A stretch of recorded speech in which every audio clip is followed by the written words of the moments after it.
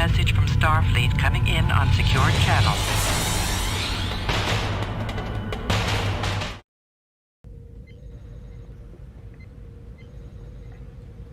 All right.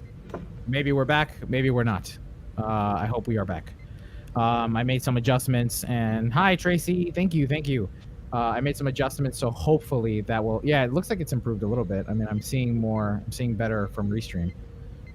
So that hopefully did the trick, and yeah, we'll go from there. In the meantime, let's just do a show, and we'll work as we go, because that's just the nature of things. You guys ready?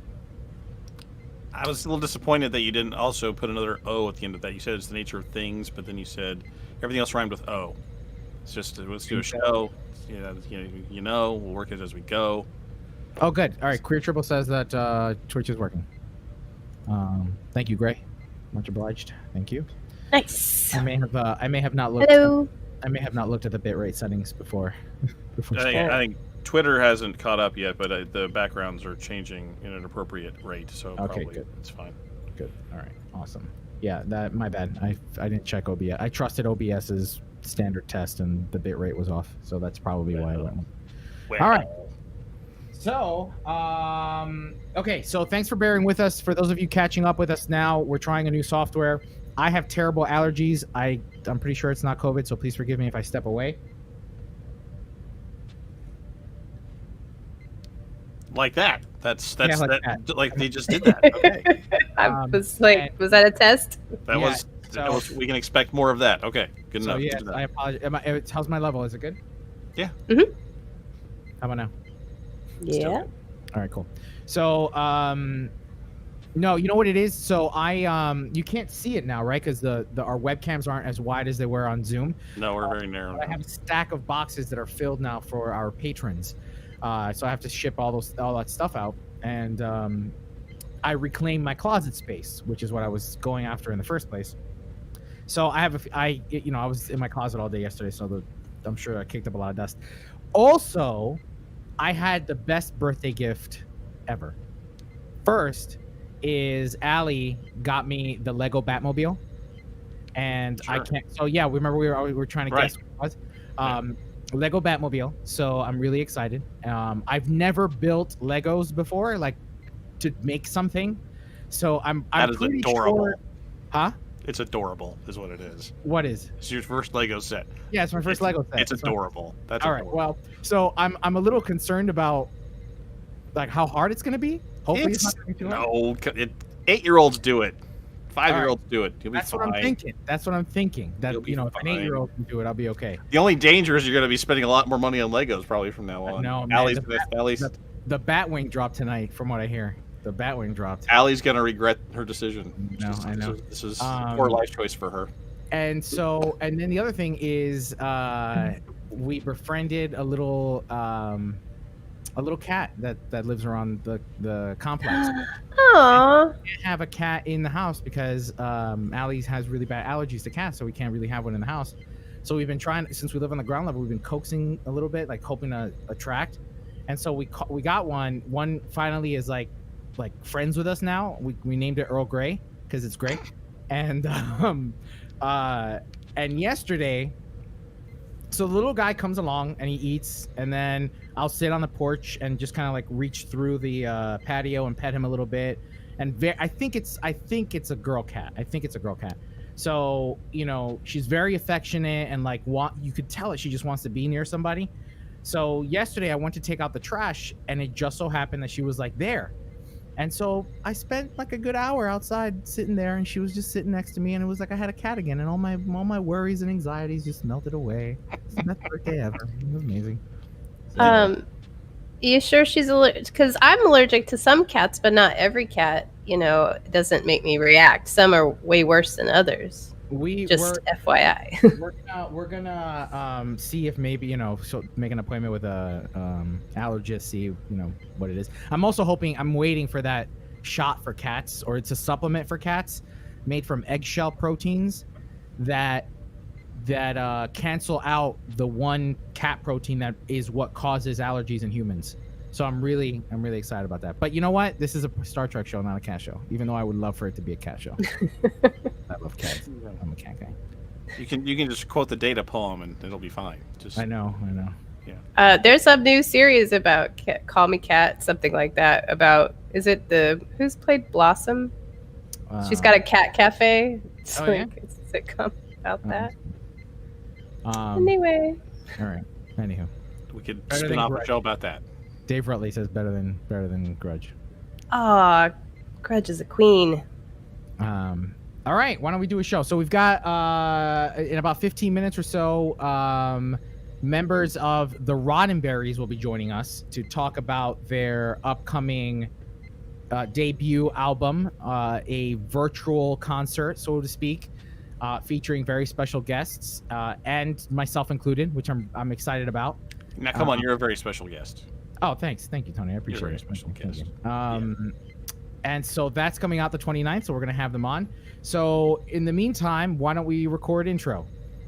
Okay. All right, so let's hit record here. So you guys ready? Mm-hmm. I'm going to hit the... no syncing for the big red button. Let's just hit the big red button at the same time, and we'll just go right into it. Sound good? Okay. Living dangerous. I'm going to hit the big red button in 3, 2, 1.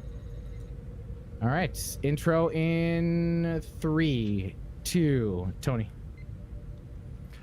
This week on episode 483 of Priority 1, we trek out Discovery's Season 4 renewal, the SFX info dump, and Mike McMahon's second week of interviews. In Star Trek Gaming, we look at Star Trek Online's Legend, wait for it, Dairy Mirror Bundle, Bort's Borked Weapons, and we deep dive the newest episode, Partisans.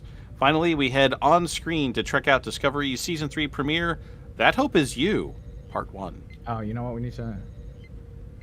Sorry. We're also... Oh, yes, okay. Can we just do the whole thing over? Yeah, I might as well. All right. It's always better the second time. He's still typing, so I'm going to wait. Okay. So, 3. Oh, go ahead. Whatever. This week in episode 483 of Priority 1, we check out the... Like off. Yeah, there's an off there. This week on episode 483 of Priority 1, we trek out Discovery's Season 4 renewal, the SFX info dump, and Mike McMahon's second week of interviews. We're also joined by the Roddenberries to talk about their upcoming virtual extravaganza. In Star Trek Gaming, I didn't like that. In Star Trek Gaming, we look at Star Trek Online's Legend, wait for it, Dairy Mirror Bundle, Bort's Borked Weapons, and we deep dive the newest episode, Partisans. Finally, we head on screen to trek out Discovery's Season 3 premiere, That Hope Is You, Part 1. Yeah, it's me. Hello, Captains. You're listening to episode 483 of Priority 1, a Roddenberry Star Trek podcast. Your weekly recap and review of all the major news happening in the Star Trek multiverse. This episode was recorded live on Tuesday, October 20th, 2020, and available for download or streaming on Friday, October 23rd at PriorityOnePodcast.com. I'm Elio. I'm Kat. And I'm Tony. And there is no audio booth. Man, I just went right into it. So you wanted there to be an audio and technician. I did. You did. You wanted there to be. Captains, each week between episodes, we love to engage in conversations with you, our listeners, on places like Facebook, Twitter, and Instagram. So if you aren't already following us on any of those, be sure to look us up. There we post things like community questions, special announcements, and more. Just search for a Priority 1 podcast on your favorite social media app, and you will find us. Or you can just email us. Reach out to us at incoming@PriorityOnePodcast.com. Captains, engaging with you between our episodes is one of the highlights of producing this show. I froze. And scene. Unfortunately, Captain, producing it is something that doesn't come cheap. For instance, this week we are trying out some new technology to help streamline our production process and help make our weekly editing work much easier. As you know, Captains, this production is a labor of love. All of us here on Priority One, myself included, Tony, Kat, nobody earns a dime for the work that they contribute to the show. We are much like a community theater group, and we rely on you, our audience, to help continue to support our show. So if you're interested, visit us over at patreon.com/Priority One Podcast and learn. It's not Priority One Podcast, is it? Why? I could have sworn every time I do this, I put in the link and. Yeah, what you could do is you could write out what you want to say before you say it, and then you could read what you wanted to say. You know what? Do you want to do what I do during the week as I prepare for things like? Do you want to? Well, so what I've often done is I've like on the intro and the closing, I have a standard script that we just read every week. I mean, yeah, and then that for a good chunk of this, right? Boring. I'm trying to inject life into the show, Tony. Life. All right, then. Just get the link right. Shut up. If you're interested in supporting Priority One Podcast, visit us over at patreon.com/Priority One.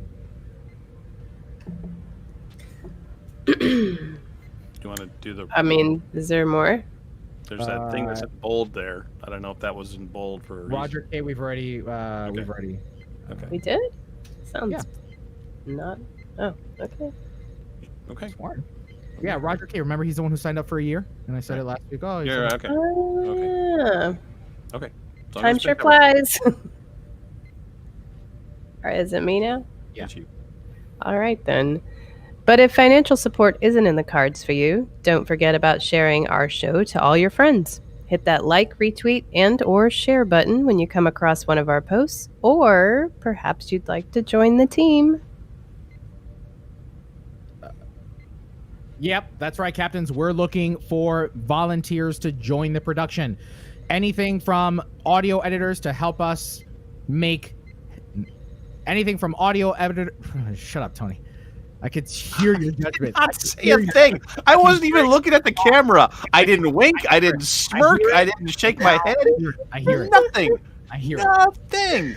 In your head, man. It's in your head. That's right, Captains. As I mentioned earlier, we run this production much like a community theater group. So if you have time and would like to help contribute to the ongoing production, visit us over at PriorityOnePodcast.com. Click on the Join the Team link at the very top, and there you'll see a list of all the available positions. For instance, we're looking for audio editors, live stream technicians, support with our graphic arts, you name it, there's something that we need help with. So, again, PriorityOnePodcast.com. Now let's check out the latest news from the Star Trek multiverse. All right, stop on your Audacity tracks. All right, and it looks like we may already have the Roddenberrys with us. Well, if there's one thing Elio likes, it's people being early to the call time. I didn't say early, on time. I'm never early to anything. Ever. Okay? I'm never early, but Mr. Hunter, I say 8:30, you show up at 8:55. There's a difference. Sounds about right. I think it's a lawyer time scale, right? Yeah, could be. Very well could be. I say 2 seconds. That's like 10 minutes. I am late to everything. I tell people in real life, just, I'm 10 minutes late to everything.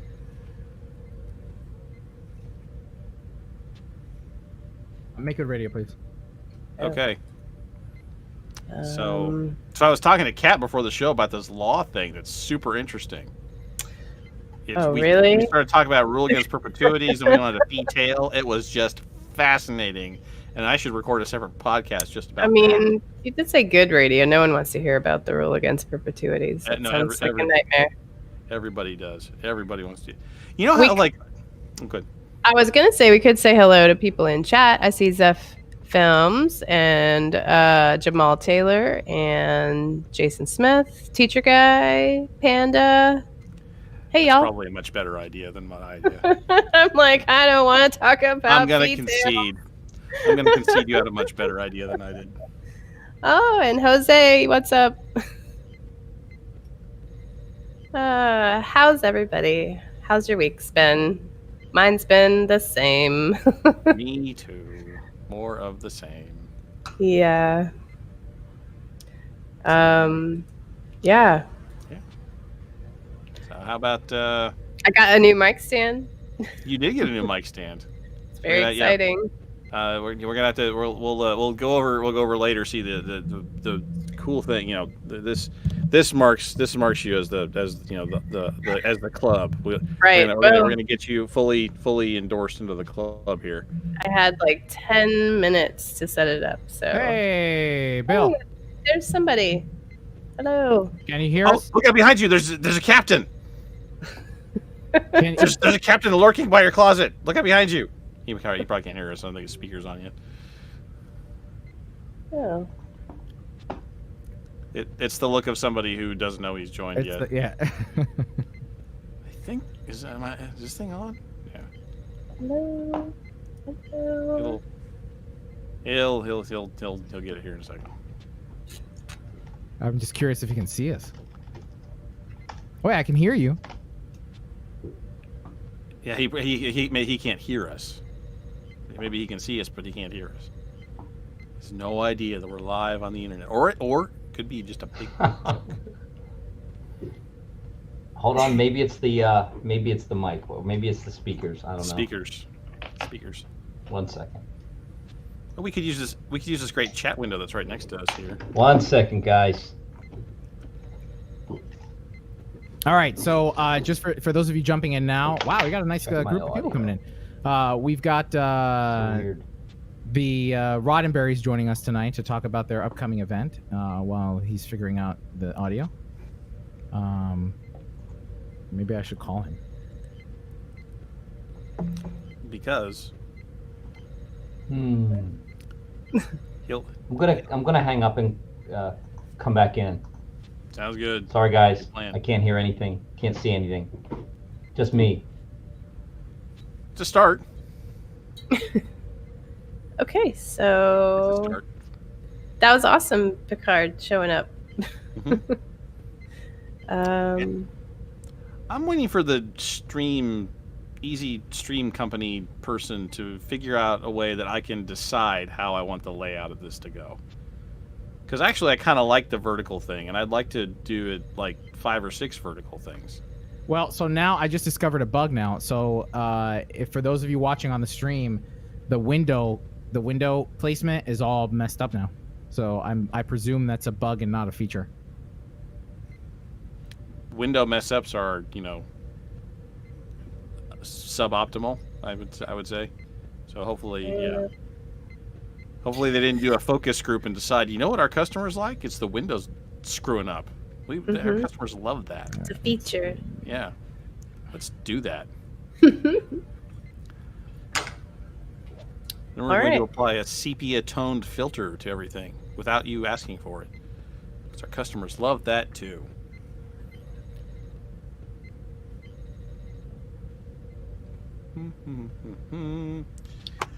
Okay, so Well, I, for one, am excited about the fact that we decided that we would have a guest on the show when we were trying out this new system. Shut up, Tony Hunter. did I show you guys what I got? Oh, The nice. Star Trek cookbook. Yeah, so I talked about it on the live stream on Saturday, but if you need any recipes for your Thanksgiving feasts. There, all right, how about now? Can you here hear we us go. now? Yeah, I can hear you. Can you hear me? Nice. Yeah, Yes. Victory. Hello. How you doing? Not bad. How are you? Hey. Good. Beth is going to join in just a second. Okay, cool. So we're live already. We've got a nice group of people in the chat talking with us. I don't know where you're watching. If you are watching, we're currently on Facebook, Twitch, YouTube, and Twitter. We're on all 4, streaming simultaneously. So just to make some brief introductions, this is Bill from the Roddenberries. Bill, thank you so very much for joining us this episode. I'm really excited to talk more about the upcoming event. We'll save a lot of the content for when Beth joins. Yeah. But thank you. Thank you for having me. It's Of course. No, thank you for having me. There.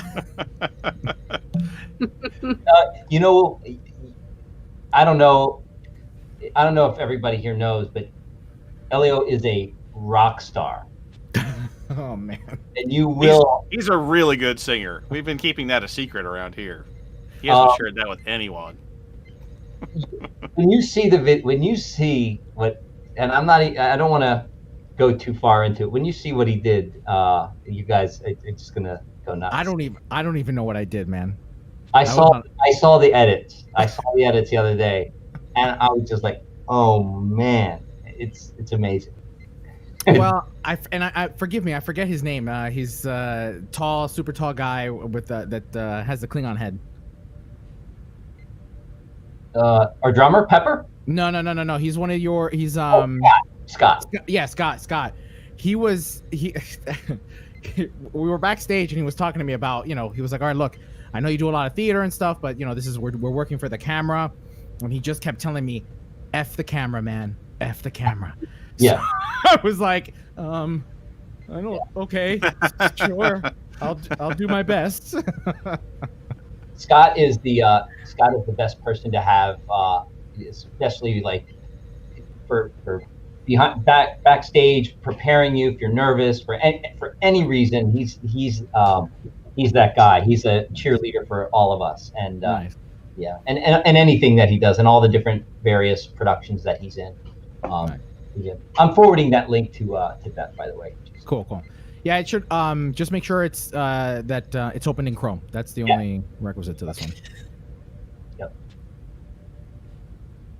And I think you've already met Tony at Vegas a few years ago, and then you have not yet met Kat. So Kat, Bill, Kat. Hey, Hey, Kat. Beth. Nice to meet you. Nice to meet you. I wish I was able to even I had the idea of possibly showing to you, but I'm like I almost want you to see what you did at the show. See it with everybody else. but I could still give you a sneak preview, but it's up to you. If you would like a sneak preview, I will give you. Do you have where you can share a screen, or He wants a screen. All right, look, do like not even 10 seconds, man. Just like no, give him. What's the usual? No. We have to have the audience. We have to keep the audience wanting more. Hi, Well- Beth. Oh. Mike, Nope. Mike. microphone. Yeah. Nope. Not yet. Still, we're getting there.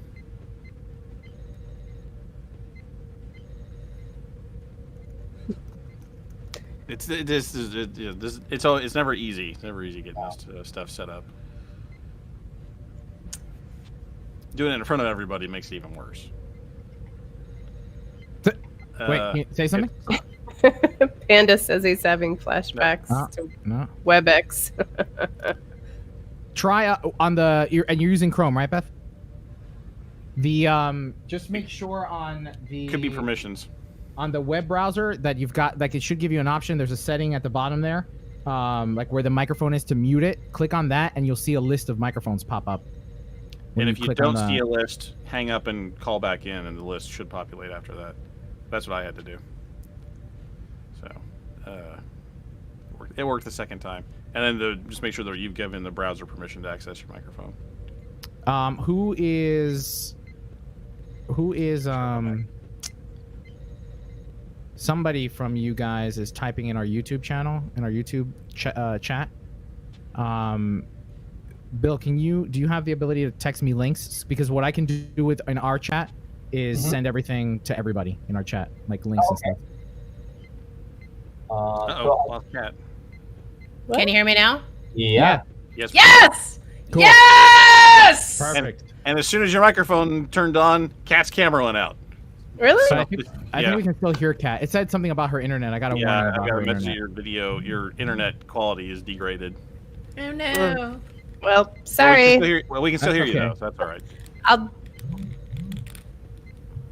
All right. at some point. All right, so I'm going to start recording here, and it'll do it all automatically. Are you guys ready? Get it? Yeah. All right. You'll see a countdown on your screen.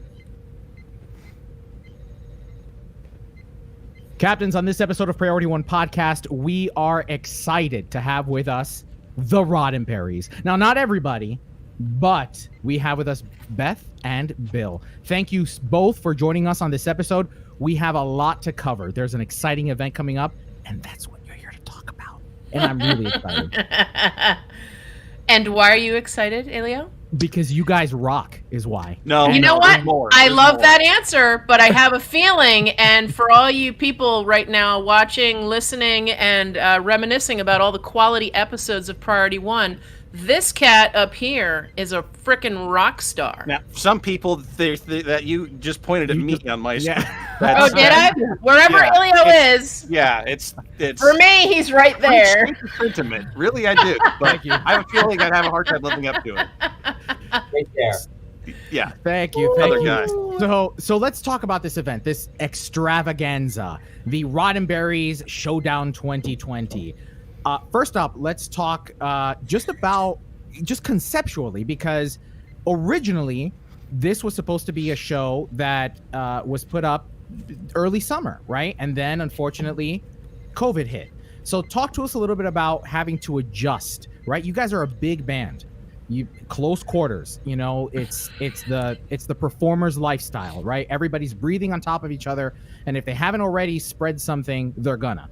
So let's talk about that. Let's talk about COVID, how it impacted you guys, how it impacted your plans for 2020, and then In addition to being a fantastic performer, Elio, you asked the best questions in the most No pressure. graphic way. Just why?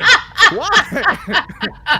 you're like breathing all over each other. You know, you're In the face looking of at the global armpit. annihilation, you've created this show. And go! It's true. It is even with the size of the venue World Cafe Live where we performed last year. It's still, even backstage, it's very close quarters, and yeah, we were ready to go, and we were selling tickets for our June show, and we had JG and Robert O'Reilly, all, you know, plane tickets bought for Robert, hotel rooms booked, everything, and then yeah, John Paladin, too. John Paladin, and then we realized, obviously, you know, March, April, that yeah, it looks like this is not going away.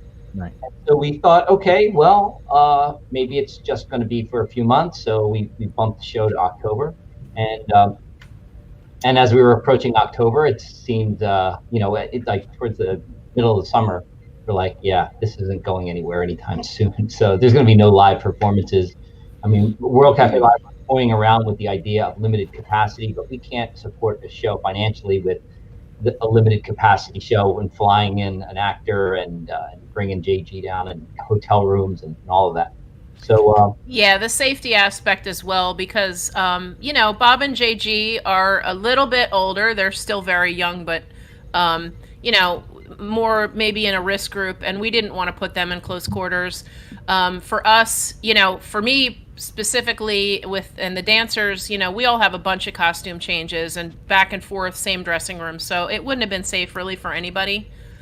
And that's our biggest concern. You know, we just want everybody to have a great time, but we're not looking for anybody to get sick, obviously. So we had to figure out how we're going to try and translate what would be the biggest show we've ever planned, essentially, into a way that it could be safely palatable for audience members. And we wanted to really try and translate as much of what our live show is into something virtual, which, you know, in the beginning we're like, oh, all right, look, cool, let's just make it virtual, and then, you know, let's do it, and we decided to do it, and then it's like, all right, now we're going to figure out how to do it, and then Zoom meeting after Zoom meeting after Zoom after Zoom after Zoom, Right. and then more Zooms happened.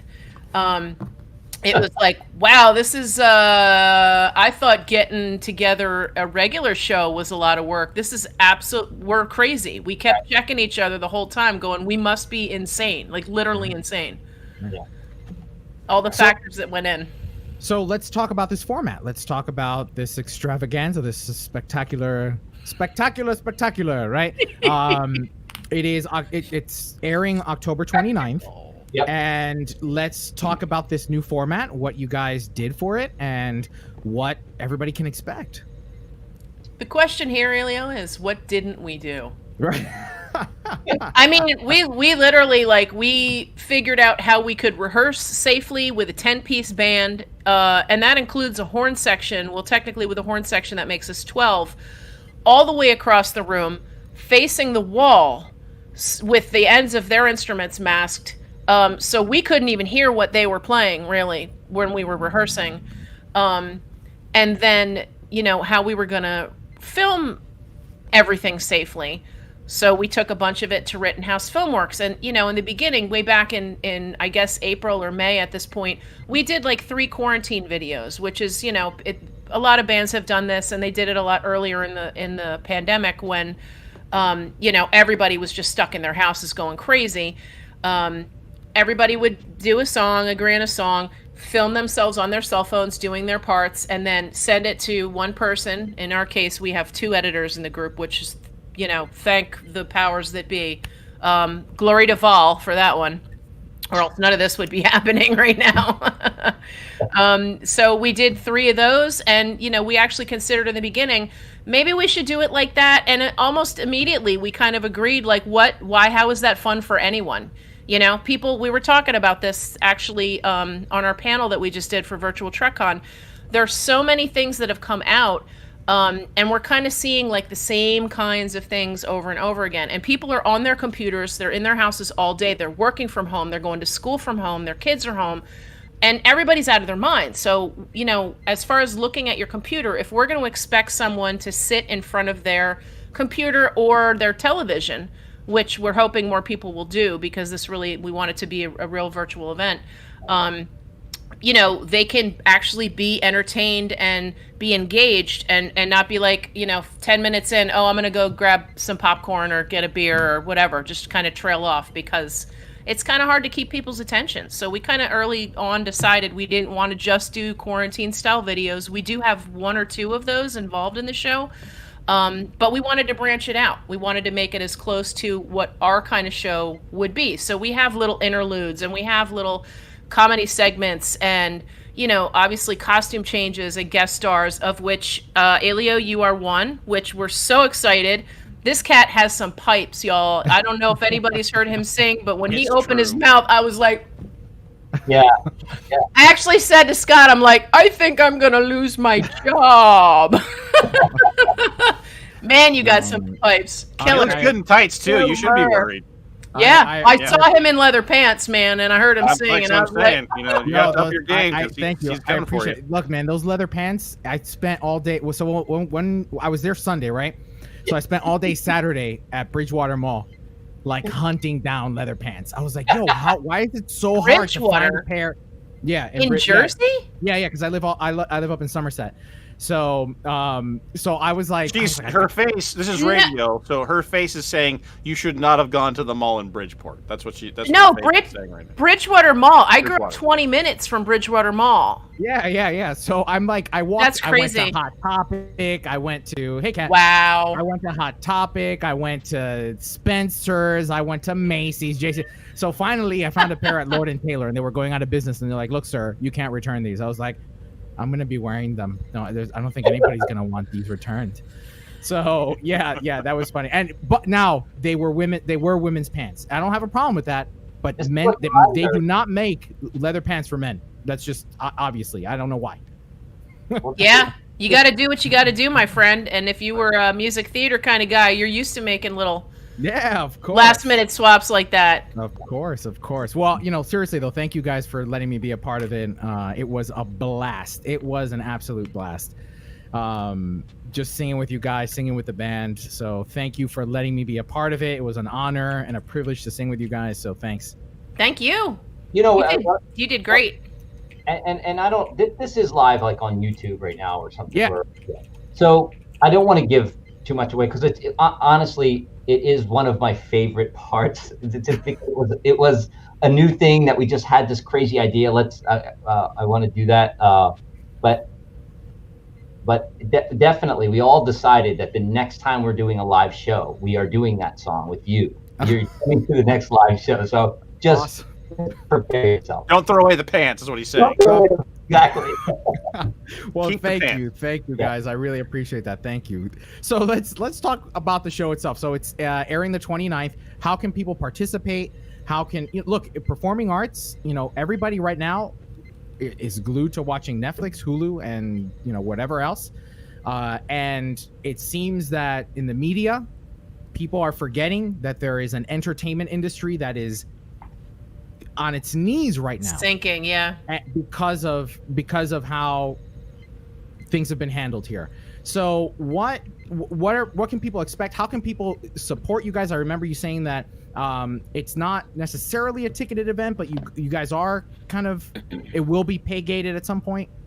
Yeah, so we decided to do a ticketed event. It's we have an event on a link on Eventbrite, and it's $15 for the event. And there's different packages. You can do the package that gets you the Gowron, the election packet, which gets you the Gowron and Martok pins and a poster. There's a packet that's the pins and a T-shirt, our new Showdown 2020 T-shirt, and then there's little different ticket options. So, but yes, it's on Eventbrite. I just put the link in the chat. I can. I don't think it came out right. I just put it in there too. I just found it on Eventbrite. And did you find it?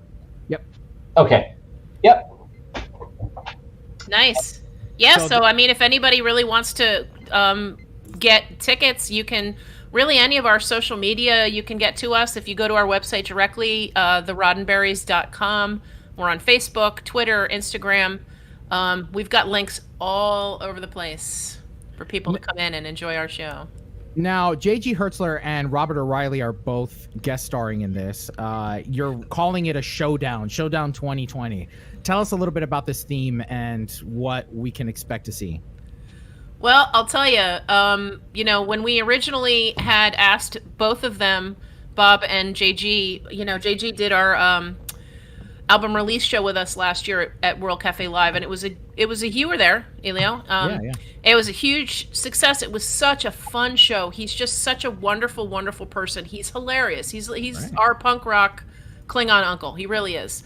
But we asked him and Bob if they wanted to do this show, and they both agreed. And then we got John Paladin, and he was going to come in and do all their makeup and prosthetics, and then the pandemic hit. And then we're like, okay, waiting.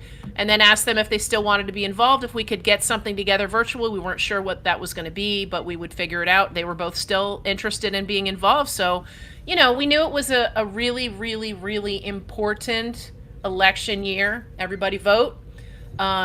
So we knew we had these two amazing characters that are, just iconic in the Star Trek series. So, all right, let's have a Klingon election.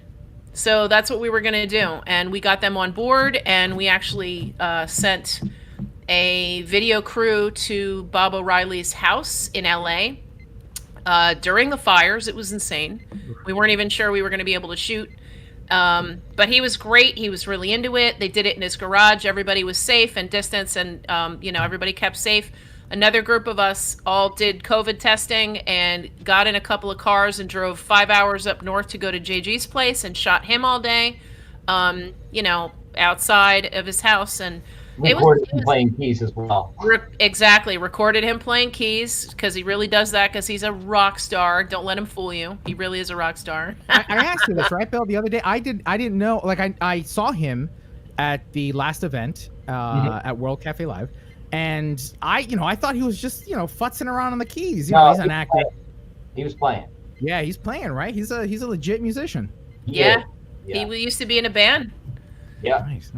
I gotta ask you, and Bill, you don't have to. I may be putting you on the spot here, but then feel free to say no. But is there any way you could share that picture of Robert O'Reilly, that one that you had shown me of the shorts? In the shorts?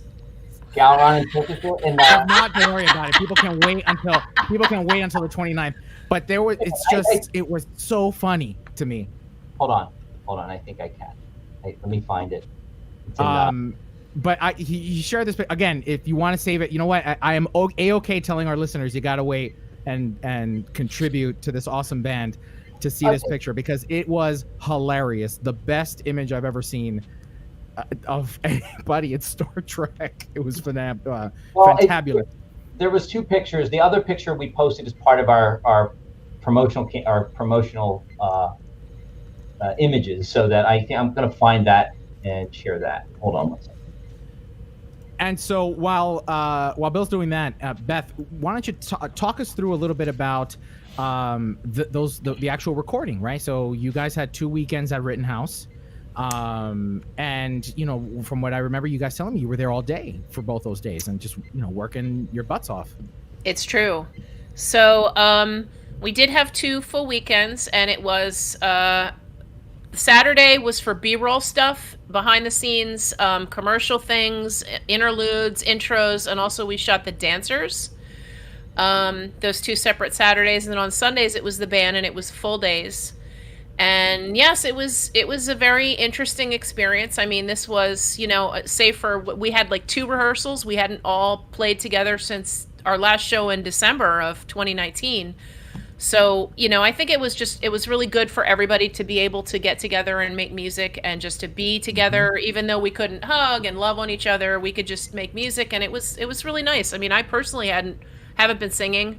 I've been busy with all kinds of other stuff, and keeping my sanity has been one of them, which I'm sure most of us, it's been such a crazy year. But yeah, it was a lot of fun. We got a lot of material. The guys at Rittenhouse Filmworks are super, super awesome, professional. It's a huge space. Yeah. It's basically like an airplane warehouse, with just, and the magic of that place is that it can be transformed into anything. They have huge green screen rolls. They've got cyc walls. They've got, black curtaining. We used all of it. Every bit of it. Really went to every bit of what the resources were.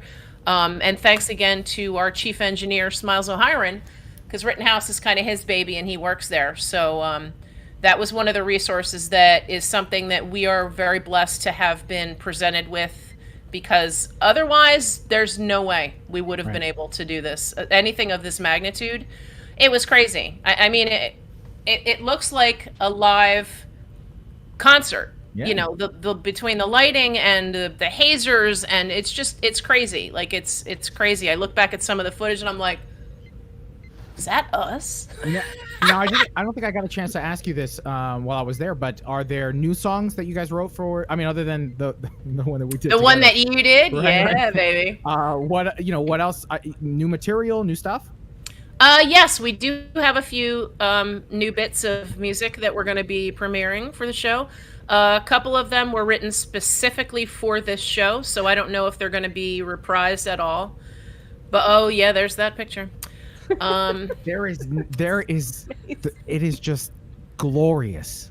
Absolutely. Wait, you can't say anything. Say it. Glorious. You have to say it like glorious. that. Yeah. The juxtaposition of him in Klingon makeup wearing mutton chops. It's like the craziest like mullet experience, but a non-Klingon mullet style. He's like all Klingon up top and like all surf monkey below. It is the best.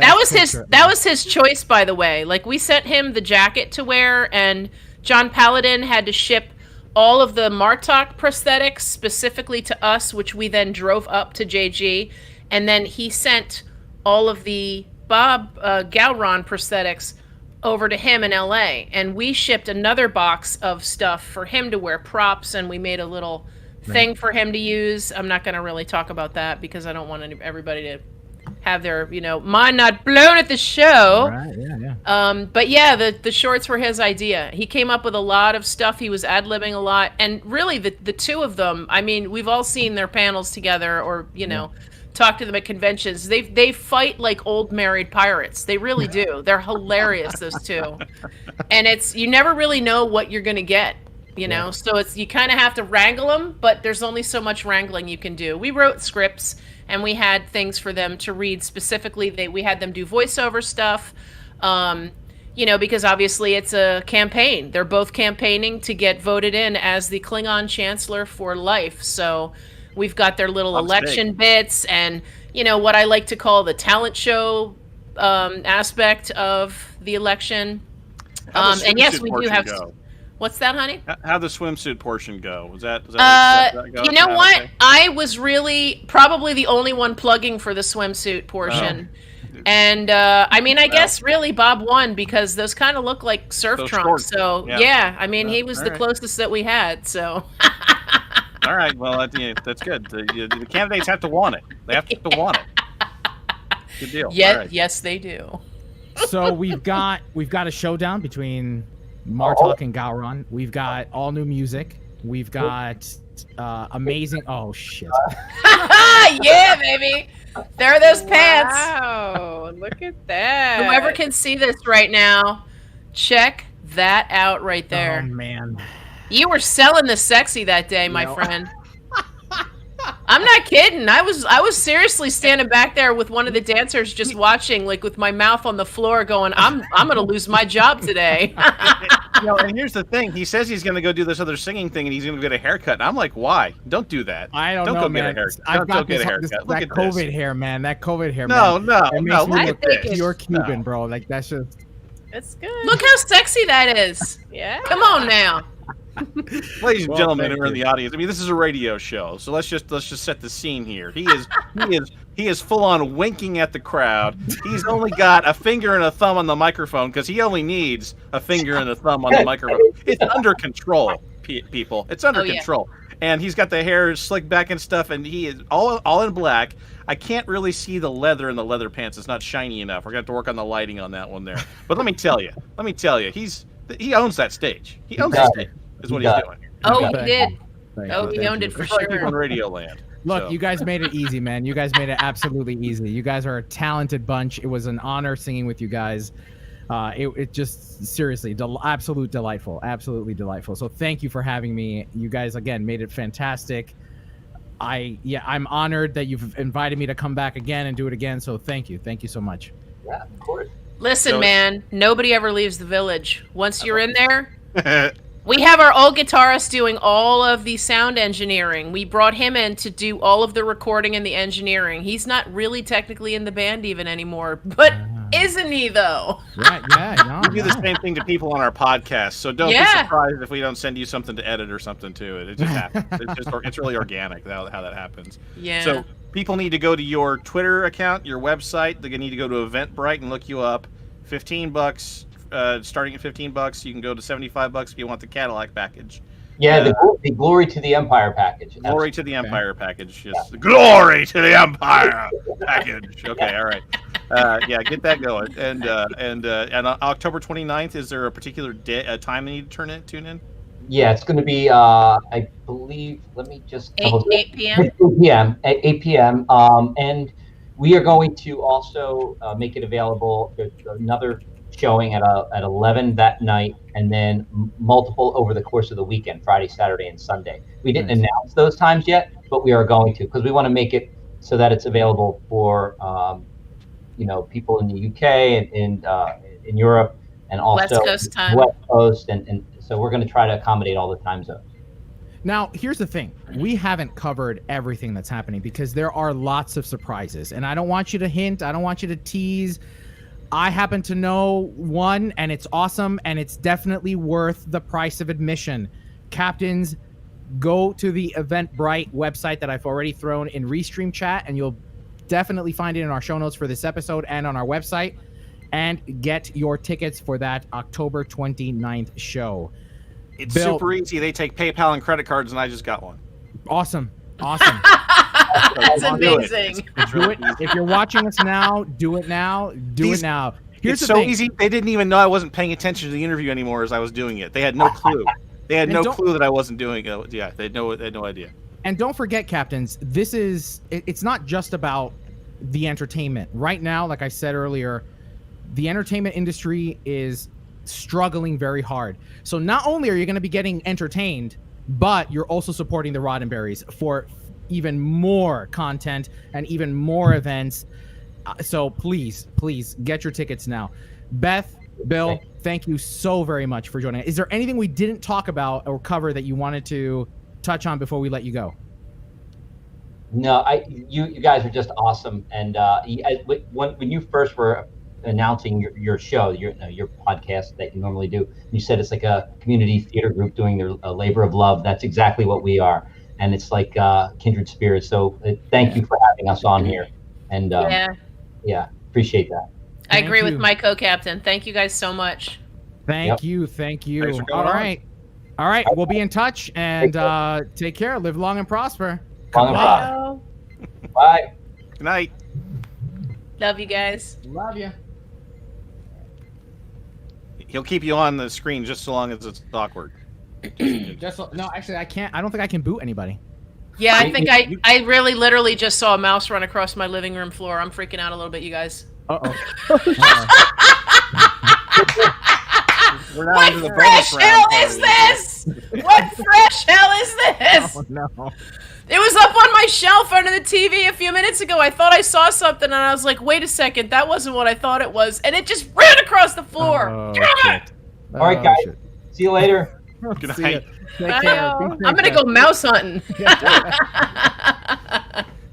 Thank you again. Take care. Thank you. See you guys.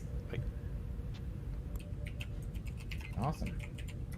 What a great bunch. Those guys are great. They really are. Totally worth $15 to see you in leather pants. It is. I have other pictures that Bill sent me of in leather pants. And Yeah, they weren't kidding. That picture does look like you were like on like a big stage, right, in front of a concert, dude, right? I mean, it looks. The area was Yeah. huge, man. It was Yeah, massive. Yeah. awesome.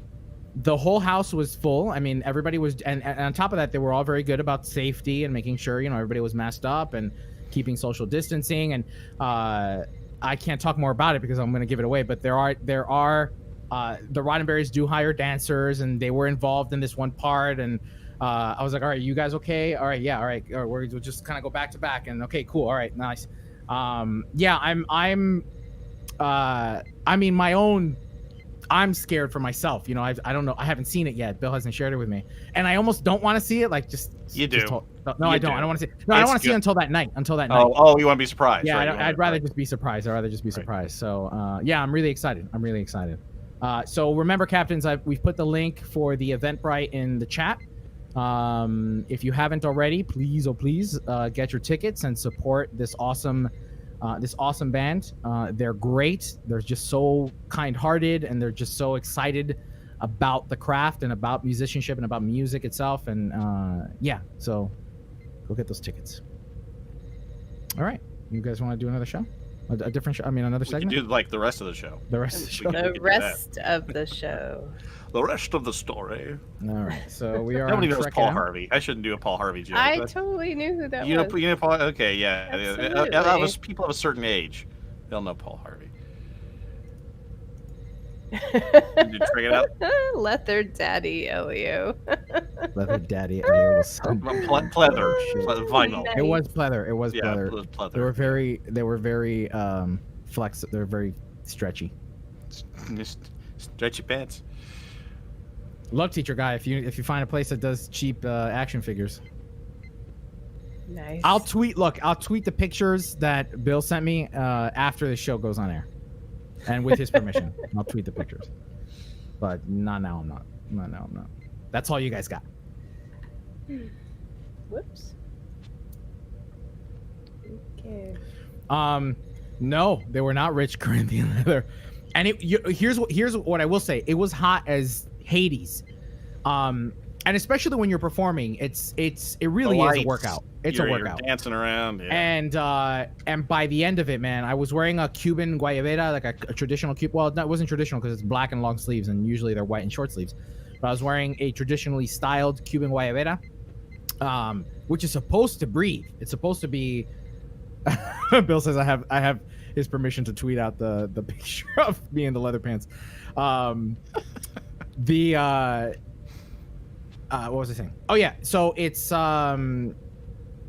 supposed to breathe a little bit, but man, by the end of it, and in those leather pants or those pleather pants, I was like, "Get me out of this! Get me out of it!" I kept the pants just in case. Every good theater person has leather pants just in case. You're right, the emergency leather pants. The That you just emergency have leather around, pants. just laying around, just in case you need them. I mean, that's why they do the costume changes, right? Because they need to. They're like, oh, enough of this.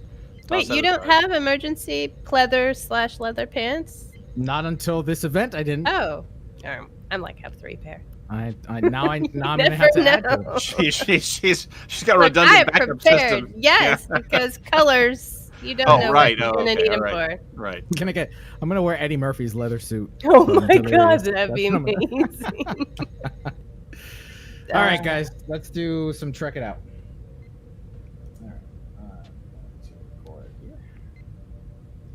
And then, you guys have your Audacity running and stuff? Mm-hmm. Can be. Hopefully, my computer won't crash again. That was terrible. Did your whole computer go down or just your internet? Oh yeah, no, my whole computer went down. Oh, sorry. It was doing too many things. All right, I'm gonna hit the big red button Leather in 3, pants couldn't handle it. 2, 1. All right, we'll do Trek It Out in 3, 2. Star Trek Discovery's 3rd season took off, or crash landed, this past week, but the cast and crew continue to look forward towards the future. That was a good save. The true both in front of and behind the camera, because Star Trek Discovery Season 4 Wait, was... you say the You heard it true? too, yeah. Yeah. That's true. Oh. Yeah. That's true both in front of and behind the camera, because Star Trek Discovery Season 4 was officially launched on StarTrek.com this week. And not launched, it's announced. Because Star Trek Discovery Season 4 was officially announced on StarTrek.com this week. The announcement was made via a 50-second video, with appearances from showrunners Alex Kurtzman and Michelle Paradise, and series stars Sonequa Martin Green and Doug Jones. Here's a clip of the audio. Please hold.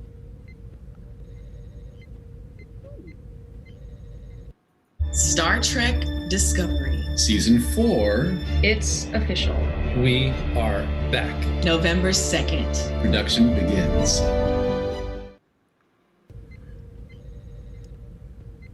You see, Tony, what advances in technology allow me to do now? Now you can hear the clip too. You disappeared, and then when you came back, we I did. started talking again.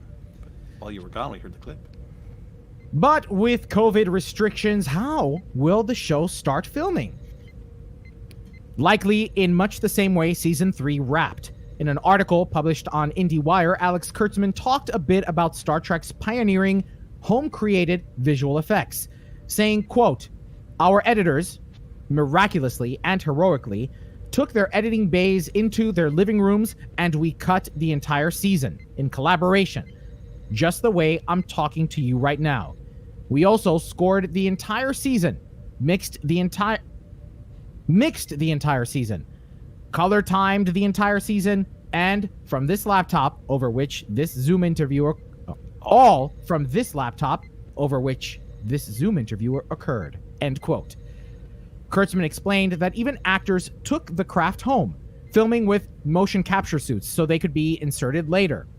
Quote, "It's an actual actor at their home." Okay. Quote, "It's an actual actor at their home motion capture studio, which then gets rendered in the computer as a living thing.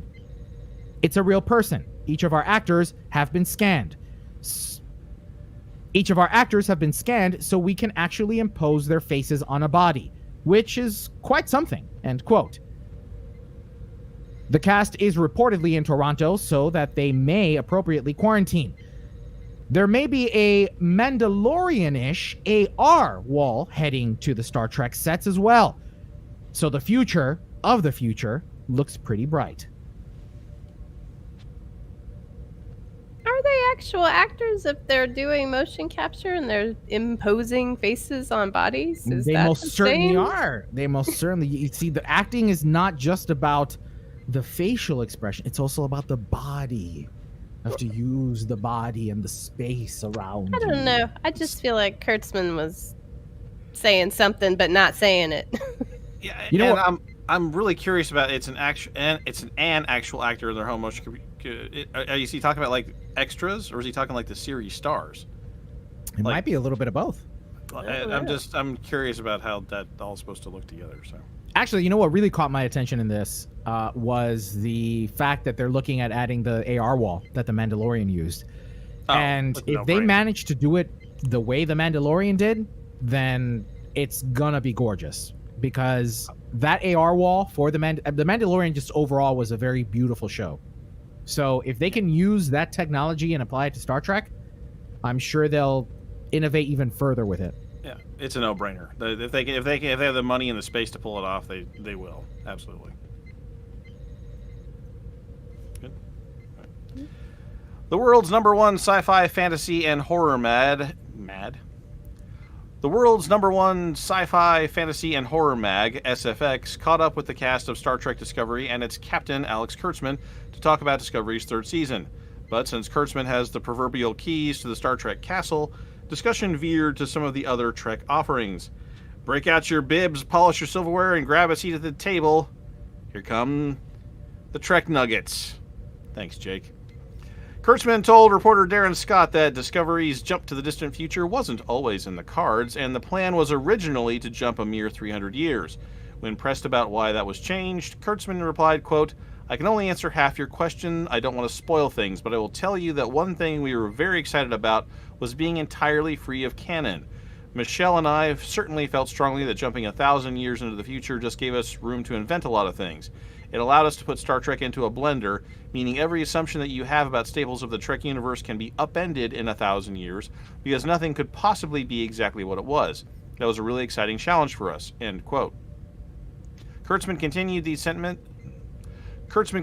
sentiments when talking about Discovery's big bad, which would not be the Borg, because that story was told by Picard. Quote, "Yes, it goes back to what I was saying earlier, which is that putting things in a blender means people who used to be allies are now enemies and vice versa. That's a really interesting thing to play with because it forces you to take what you know about Star Trek and some of the characters and some of the species and aliens and see them through the looking glass in a different way." End quote. When asked about the toll jumping 1,000 years into the future took on the Discovery crew and whether the past would still play a part in Season 3, Kurtzman responded cautiously, quote, "I'm trying to answer your question without spoiling too much. Burnham is absolutely going to look to the past to try and understand what happened to Spock. She will dive into that and she will get to see what became of her brother, and that will actually impact the story for her in a significant way. I've just told you more than I told anybody about that." End quote. Why does he keep wanting to put things in a blender? Quit it. He's on a smoothie diet. He's on a Star Trek smoothie diet. He doesn't want to have to chew No. anything. He just wants to sort of like, he wants to gargle it and let it go down. Yeah. Yeah. We can go on to the next story. Yeah, we should go on before. We should save it. We'll save it for the next. Segment. All right, then. Yeah. Kurtzman explained the difficulties of filming during the damn it, I was going to say something else. Kurtzman explained the difficulties of filming during the epidemic, calling it a very what is that word? Systematized.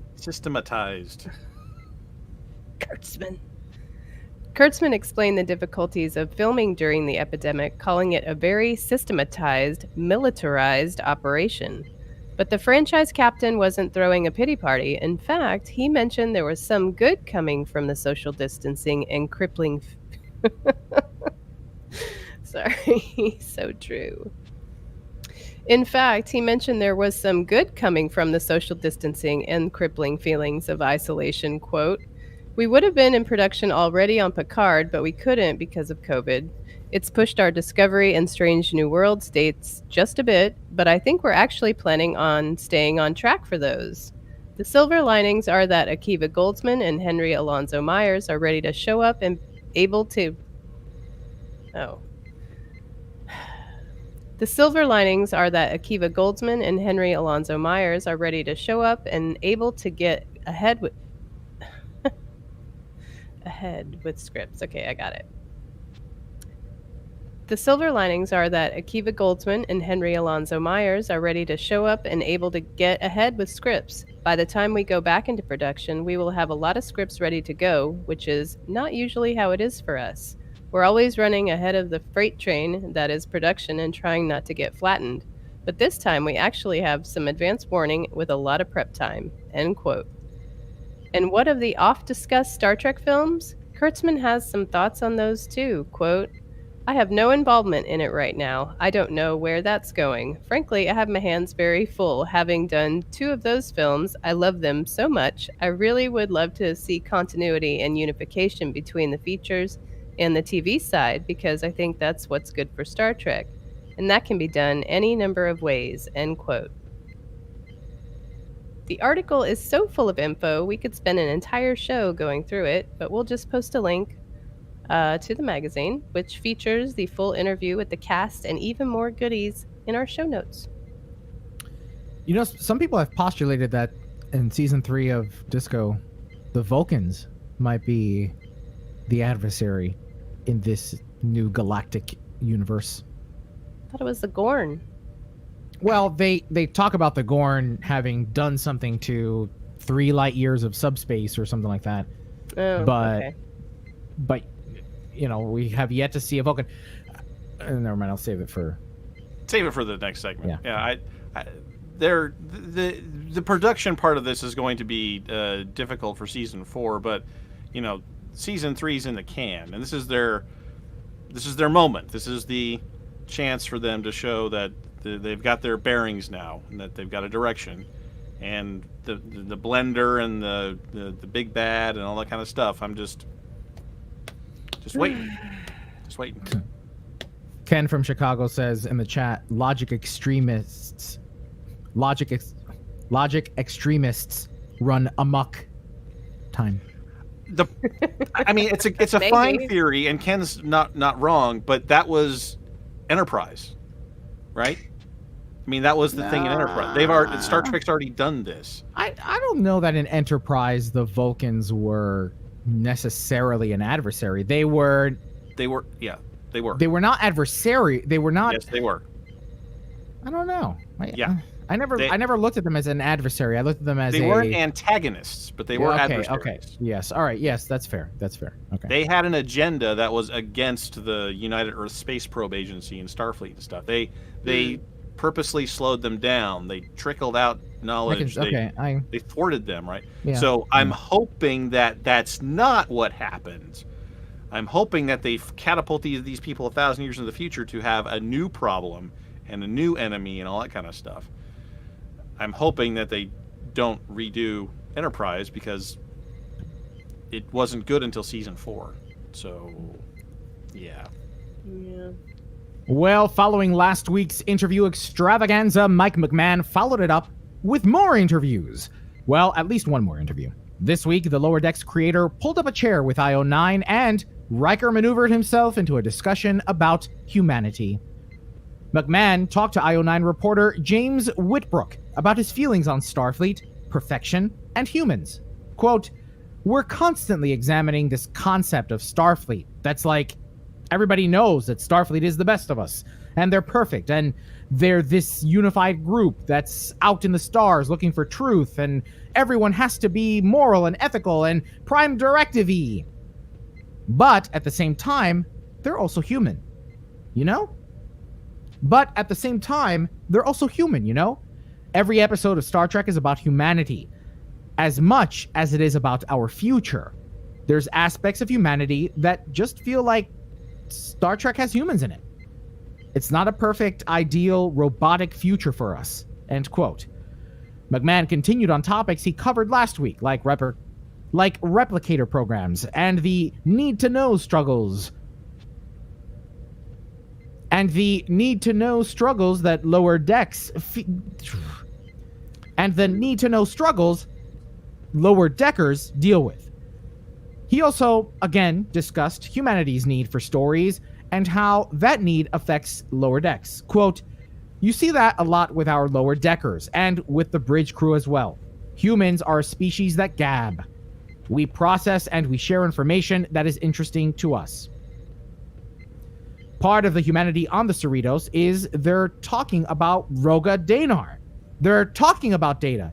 These are things that are interesting to them, and it serves a dual purpose for making that humanity come through and making that examination of content in Starfleet come through. End quote. Oh, okay. No, Cat's still there. Lost Cat again. We lost Oh, Kat's video, but she might still be here. Oh, the video. Okay. Can you hear me? Yeah, yeah, yeah, we hear yeah. you. Stupid camera. All right, well, captains, that's all the news we have to check out this week. Now let's find out what happened in the world of Star Trek gaming. Before you stop or change or anything, did you ever ask the community question? I did not. There was a community question? Oh, shit. Yeah. But actually, okay. Well, captains... Shit. All right, we'll have to fit this in somehow. Sorry, audio editors. Well, captains, that leads us to our first community question this week. Who do you think Discovery's big bad will be? Let us know in the comments section for this episode at PriorityOnePodcast.com or by replying to our community question post on our social media channels like Facebook, Twitter, and Instagram. Tony, do me a favor. Can you read it as well? Just, I don't know what the flow was, and we may need another voice. Actually, Okay. Kat, do you mind reading it? Yeah, the cat should do it. Okay. Am I back? Camera's Yeah, you're back. And this new program, I don't think my camera likes it all that much. That leads us to our community question. Oh, that leads us to our first community question this week. What do you think Discovery's big bad... Damn it, not what. Well, I guess it could be a what. That leads us to our first community question this week. Who do you think Discovery's big bad will be? Let us know in the comments section for this episode at PriorityOnePodcast.com or by replying to our community question post on our social media channels like Facebook, Twitter, and Instagram. All right, now everybody can stop. And I'm going to stop recording here. Yo, if this works, if this Riverside thing works, I am so excited. If it works, then we don't have to do Audacity and the thing, so it may help your computer resources, Kat. Nice. So Good. it would be fantastic.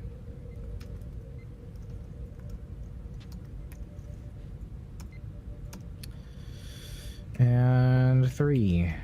Just, one of the reasons why I want to move off Zoom is 1, because it's Zoom. And 2 is there's been a really bad glitch with Zoom. And I think it's ever since they did the update to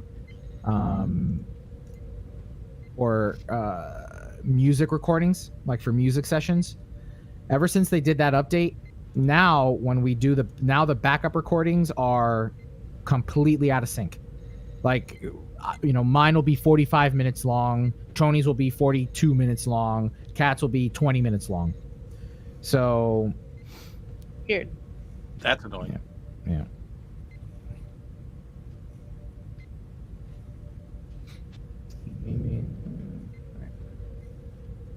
Gaming? Kat, Gaming you it ready for is. gaming? Let's do it.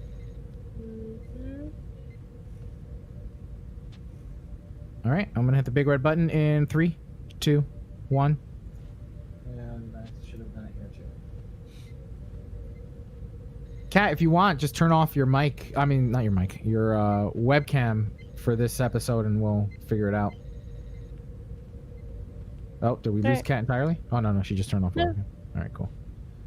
All right. I paused I was watching on Twitch, so I paused that, so that probably will help. Oh, all right. Yeah, turn on your webcam again. Ta-da! Alright. Oh, All right, Yeah. gaming in 3, 2. Does your resume start with the words bigoted, hateful warmonger, and go downhill from there? Is your superior officer's back just begging for a knife or 8? Are you pathologically sensitive to bright lights and shirts with sleeves?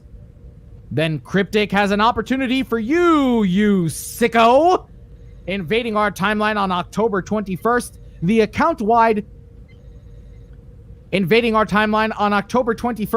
account-wide legendary mirror bundle unlocks some of the worst offenses to galactic peace Star Trek Online has to offer. In this bundle, you'll get things like In this bundle, you can burn it all with the Agony Phaser Torpedo Launcher and Mirror Universe Phaser Dual Pistol. Or drop bombs and be a bombshell in the Mirror Odyssey, Antares, Sierra, Shorts, Romulan, Bortascu, and Lita uniforms. Build your villainous retinue, right? That's right. Build your villainous retinue with the Mirror Porthos non-combat Rottweiler pet and Mirror Hakiv duty officer. Show the galaxy you're not to be trifled with faction-appropriate Mirror Universe registries on all your ships. Make sure history always remembers the name of your ship as long as it's the legendary Dreadnought Cruiser. The bundle will cost you 6,000 Zen and whatever share... The bundle will cost you 6,000 Zen and whatever shred of humanity you may have still possessed. But who cares? It feels so good to be bad. Oh shit, he said so good to be so bad. But who cares? It feels so good to be so bad.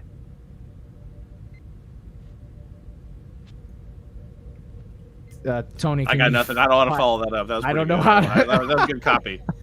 I'm like, Good copy. and print. Good copy, Panda. Well, actually, Tony, why don't you say something like, all right, let's dive into this bundle and talk about, player... All right, okay. All right, so let's talk about this legendary Dreadnought Cruiser that everybody's going to remember. What kind of warship is so tough, so powerful, so dominant that Picard, Riker, Data, LaForge, and Reginald Barclay plotted to steal her from Edward Jellicoe? Well, as its story was told in the pages of IDW Comics, the answer is, of course, the ISS Enterprise D. And now the Mirror Universe's most deadly warship has made its way to Star Trek Online as the Tier 6 legendary Dreadnought Cruiser. You could certainly call this the evil twin of the Tier 6 Fleet Galaxy Dreadnought Cruiser that's been in the game for some time. The new ship diverges from the Fleet Galaxy Dreadnought in a few key spots. For starters, where the Tier 6 Fleet Dreadnought sports a balanced 4-4 weapon loadout, the legendary Dreadnought carries a more aggressive 5-3 layout. The legendary ship also lets you double down on the tactical abilities with a Lieutenant Commander Engineering/Command bridge seat. As with all legendary ships, gaining maximum ship mastery grants access to the starship traits of its previous Tier 6 variants. It also comes with a brand new starship trait, Best Hope of the Empire, which grants a damage buff and temporary hull points on the use of beam overload or lance abilities. Sweet. Actually, let's go ahead and finish what's in the box. So this next one, no more power to get. This is still in the box, right? Oh no. This that's is something a bug, else. Right? Okay. Yeah. So let's take a little time to talk about this bundle, right? It's stirred quite a bit of community feedback, right? First up, 6,000 Zen roughly translates to about $55-$60, depending on when you purchase Zen. And I think a lot of what I'm reading from the community is that what you're getting new is a ship, and then all these other parts, like the costumes and whatnot, are items that were either available to you on the Lobby store. So, for instance, the uniforms were already on the Lobby store. So unless you're an altaholic, this may not apply to you. Oh, you were raising your hand because you're an altaholic. Yes. The Rottweiler was also a Lobby purchase. The torpedo and pistols were a mirror event back in 2018 and again in 2017.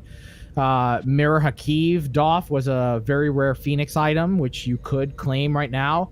So, I don't know. It feels weird that they're gonna, bundle this.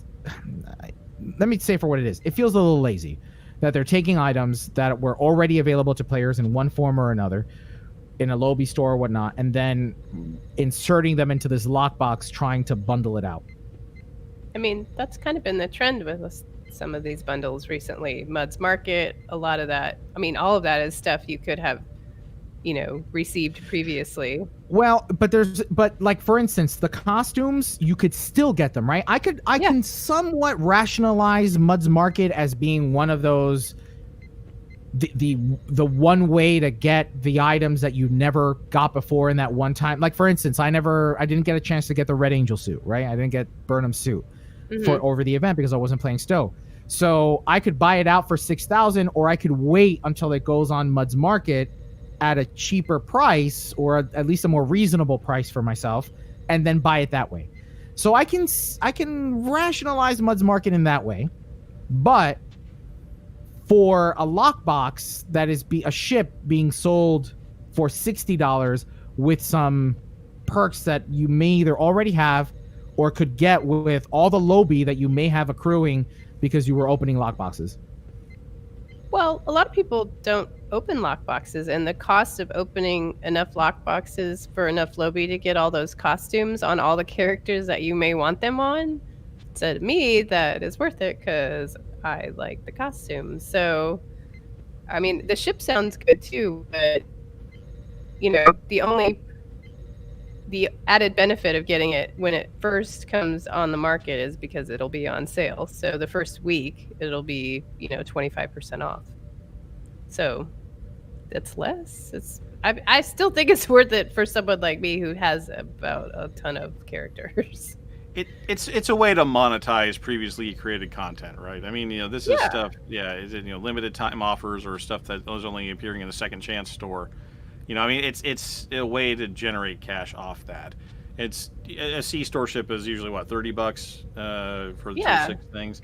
And those costumes, they're like 200 lobby a piece, some of them, and I mean some aren't that much, but they're not cheap. and if you're supposed to average 4 lobby per box, that could be 50 boxes you have to open to get that at a Second Chance store. So, I mean, it's a good way for them to realize cash off of people that, like Kat was saying, don't do the lock boxes. Mm-hmm. So, but still maybe want some of those items and don't want to go on the exchange for them. So, I mean, it's I can also see this being for new players too, right? Players that are just coming in because they, are eager to continue the storylines and experience the Star Trek universe between episodes of CBS All Access shows.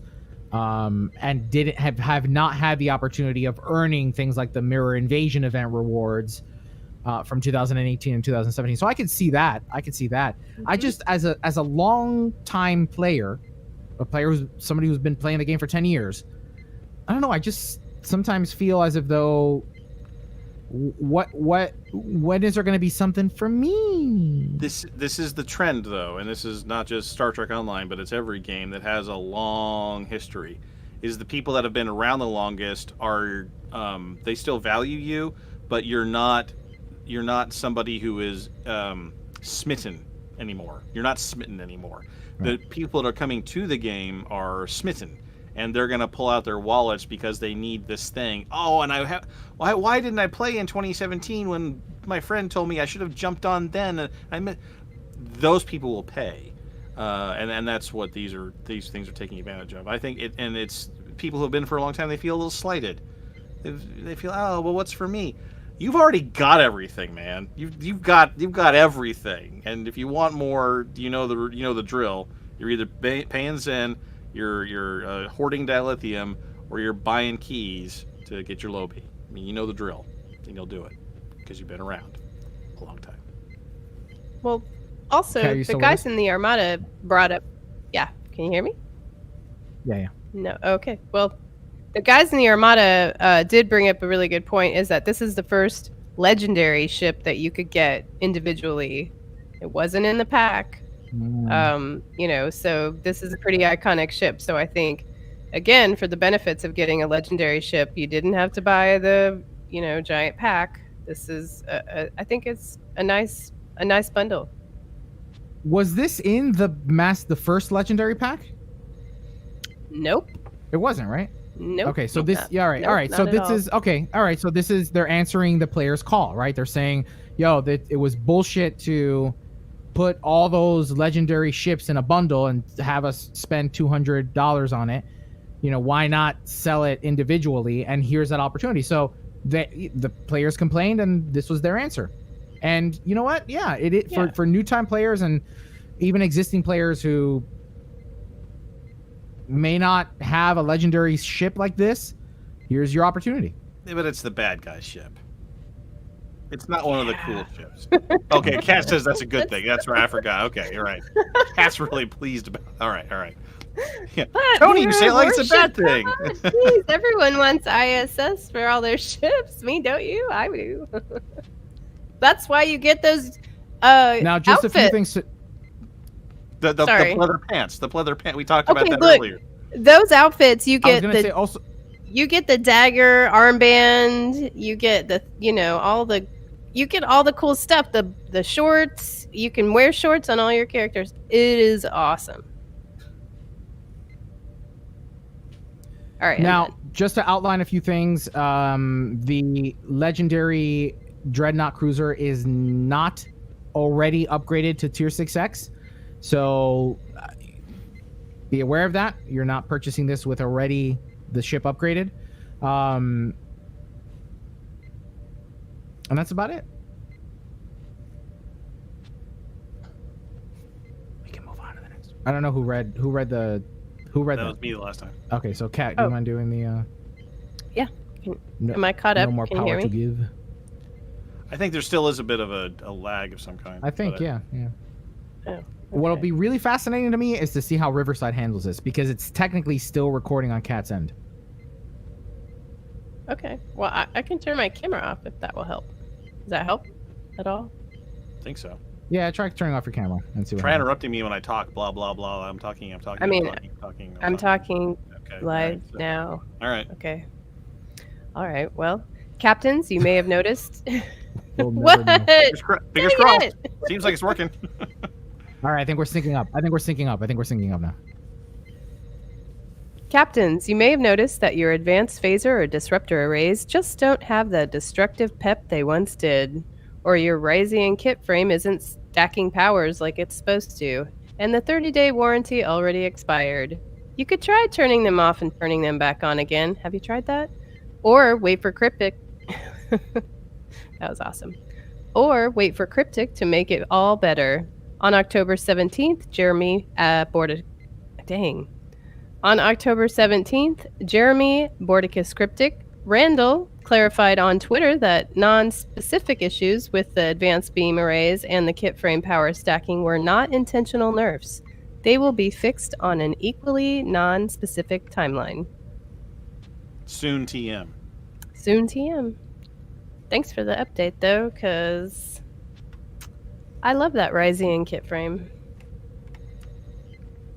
Well, now it'll be all better again as soon as we get Elio back. Yeah, I'm still respecking all my characters, so that's all exciting. Oh, I forgot to do that. Well, no wonder I had a tough time on the ground mission. Yeah. But I didn't have any problem in space, though. I'm back. Sorry. Did you guys cover it? Should we move on? Yeah, we're covered. Wait. All right. Yeah. Do we want to do? Did we say we were holding this? I thought we said we were holding it. Well, I Yeah. read about it. I read about it in the intro, so we can snip it out of the intro or reread the intro. Because we go to the Roddenberry. That Roddenberry's interview in about 20 minutes, so that's going to make the It'll get- show All right. super long. All right. Yeah, I think you're right. Sorry, Panda. All right, everybody hit We'll stop. hold it for next week. We'll do it next week. Everybody hit stop. It's unlikely that Cryptic's going to have another episode to review next week. I doubt it. Yeah. And that'll give me some time to actually play also the new Klingon story arc, and then maybe we can just do an overall discussion of, like Shane was saying, and talk about that. Oh shit! There's other gaming news. God damn it! All All right. You everybody hit stop already, right? Yep. Well, let's see. Let's try this out. Let's see what happens. Let's see. Don't hit play. Don't record. Let's just see what happens.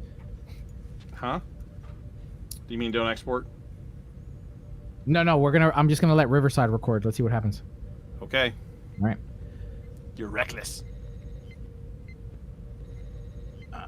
In other gaming news, mobile game developer Beamable, known as In other gaming news, hold on.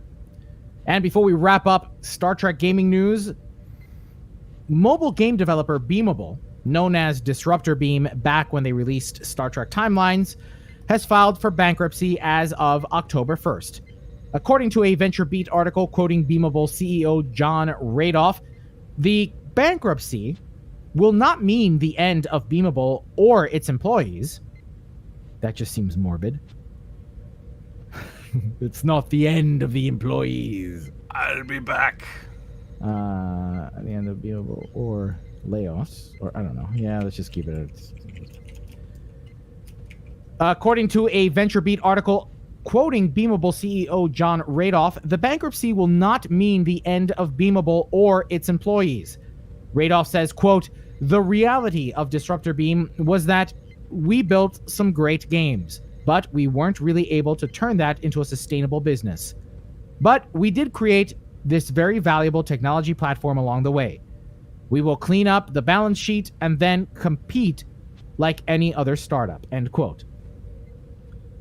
The change at Beamable shouldn't have any real impact on Star Trek timelines at this point, since the game is now run by Tilting Point, using the Beamable technology platform as a service. Yeah. So we had speculated a little bit about what was going on when they sold out their, one of the most profitable licenses to some other entity, and then like a bunch of people jumped ship. So this is not terribly surprising to me that this is happening. I just clicked on the article here real quick and just scanned it real quick. They owe a bunch of money to venture capital funds. Those guys are getting wiped out. There's a bank involved. Those guys probably aren't getting wiped out, or they're going to recover something out of the assets. But it's a reorganization, which means that we're screwing some people that invested in us, but we're telling them that if they let us stick around for a few more years, maybe we won't screw them quite so bad. This is going on throughout my industry right now in the oil and gas business. So, yeah, these reorganizations are pretty common. Yeah, I'm like, it was probabed part of the Kat, deal can you they sweep us had. out? Oh, can I guess No, I'm not she can synced finish up. her comment. I think she should finish her comment. I said, calm your. I started to. Ah! I think we're desyncing a little bit again. I think that's part of the problem. Kat, what were you gonna say? I was gonna say, yeah, the big clue was selling off the valuable IP because they were trying to, cut the numbers maybe somewhat so it wasn't as terrible. But, that's unfortunate. But it seems like they've got some type of marketable IP in their technology platform. So maybe they're going to restructure based around that instead. Yeah. That's all. But yes, I will sweep Tony, us can you out. sweep us out? Or Tony, whoever. Whoever wants that, do. I'll sweep us out. You want to sweep? Okay. Yeah, because Kat had the last word, so. Okay. All right, that's news from Star Trek Online and other Trek games this week. Now let's look on screen for the newest episode of the Star Trek multiverse. All right. And I won't hit Think stop I 'cause should can restart? No, but we're trusting We believe. Riverside. We believe in Riverside. We believe in Riverside, and if not, I'm getting a month free, or I'm getting a refund. Yeah, there you go. There you go. All right. On screen. All right, I'm ready when you guys are. Yeah, there's no exporting. Well, we'll just jump right in. Okay, I'm gonna hit the big red button in 3, 2, 1. All right. And... We're recording an Audacity session for this one, right? Yeah, Okay. that's what I counted us down for. Oh, okay. Did you hit the big red button or no? I did. I might hit the big red button a little late, but I did hit the big red button. All right. All right, on screen in 3. Wait, Kat, did you hit the big red button? Yeah. Except this first part's not right. There is a delay. Oh, I didn't change the title. Right. Oh. Here we go. Hang on. Discovery, Season 3, Episode 1. So, That Hope Is You. Part 1, right? Part 1, which is a stupid title. But I digress. Okay. Computer.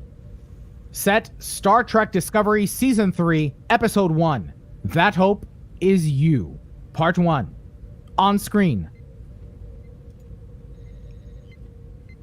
In a world 930 years in the future, bad guys still need subtitles and good guys can't get a break.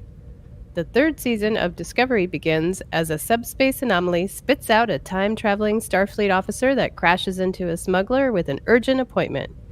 After a pair of crash landings, Commander Michael Burnham is very excited to be alive, but also very sad to learn that there is no more Federation. After some extremely disinterested exposition, Book and Burnham go to White Castle. Remember, kids, that's when an Orion gives you drugs. It's not because... There's no that's there. Oh, what? Remember, kids, when an Orion gives you drugs, it's not because he wants you to have a good time. After the worst executed jewel heist in television history, it's time for a chase scene that's a cross between Bill and Ted's Excellent Adventure and the classic video game Portal. Then, in a burst of efficiency rarely seen in modern Star Trek writing, every villain with a speaking role is brutally killed in a span of approximately 1 minute and 49 seconds. But that's okay, because the writers were going for the Star Trek IV Save the Whales vibe. They almost pull it off with a save the carnivorous sea worm that ate 2/3 of the villains vibe. After George and Gracie are back in her pond. Go back and do that one again. Okay, wait. Yeah, they almost pull it off. Is it George / Gracie? I don't know if it was a boy or a girl. Do you know if it was a boy or a girl? Did they I say? thought it was, it was a girl because it was their breeding time. I don't know. Right? He was talking. He said she made it back just in time. Okay, all right. Then she's Gracie. Okay. She's great. All right, I got it then. They almost pull it off with a save the carnivorous sea worm that ate 2/3 of the villains vibe. After Gracie is back in her pond, Book decides that he knows way more about the non-existent Federation than he originally let on. Finally, Book and Burnham, with their new assistant, I can't pronounce it, Aditya? I think it's Aditya. Can I just call him Mr. Sahil? I'm pretty sure I heard him say Aditya. Aditya. Okay. Finally, actually, Book and Burnham. No. Is it what? Aditya? All right, well. I think it's Aditya. Aditya. All right. Finally, Book and Burnham, with their new assistant Aditya Uhura Sahil, raise a flag on the office wall and decide to take over the galaxy in the name of justice. All right, cool. Hey, Kat, do me a favor. Can you leave the call and then come back in? But don't when it gives you the prompt of what you want to activate, don't disable your webcam because we're just slightly out of sync. Okay.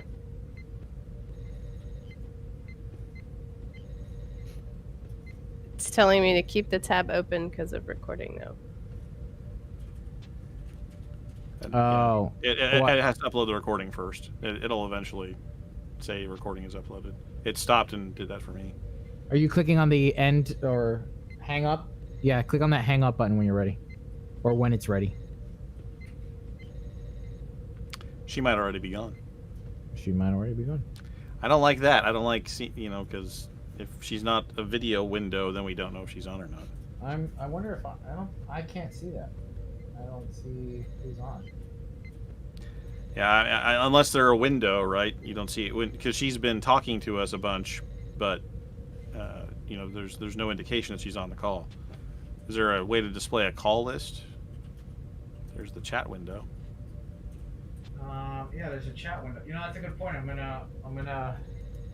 This is a pretty early. This is a new company. They just started this year, and they're making a splash in the podcast community. All right, is that better? I think so. Hi, can you hear me? Yes. Perfect. Yeah. She's now a box with a red slash through it. Yeah, that's when I was turning my camera off. All right. Burp derp. I think we're all synced up. I'm gonna hit record. Nobody stopped their Audacity, right? Correct. Right, cool. All right, captains. Oh shit, it's counting down. It's what? All right, captains.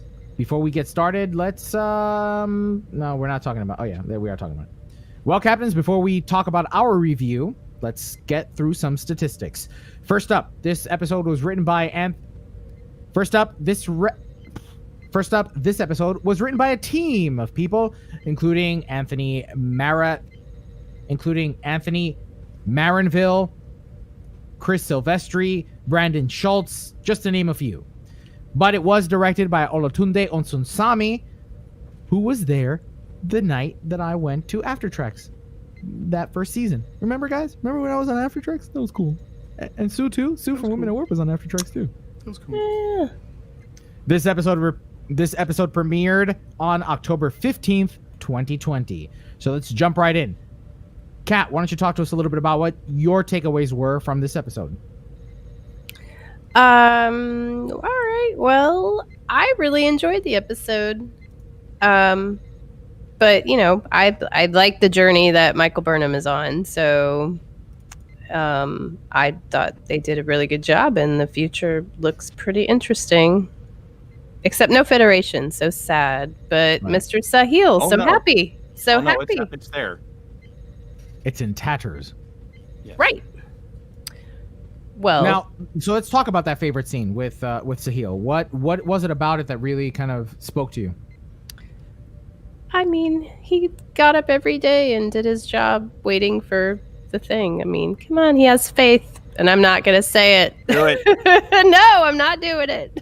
Come on, they were brave enough to do it on lower decks. You can No, do it. I ain't doing it. I can't do it. But anyway, no, he just exuded, integrity and all the things that you would hope a Federation officer would embody. All right. What was your least favorite thing about the premiere? I mean, again, it's not very Trek-like for a show. It's more of a space adventure. So I look at it as a space adventure with Michael Burnham, and maybe it'll get around to being more Star Trek-ish later on, but not so much yet. All right. And anything else? Anything we might have missed that you want to talk about or highlight from the episode? No, except those Orion truth drugs. What's... So I want to address a few things, right? Before I even go into my own review. First off is the concept and the difference between what the Federation is and what Starfleet is. So, because this episode was very heavy on glorifying the Federation, right? Almost to a reverence. No, it was a reverence. Almost a religious reverence to what the Federation was in the galaxy.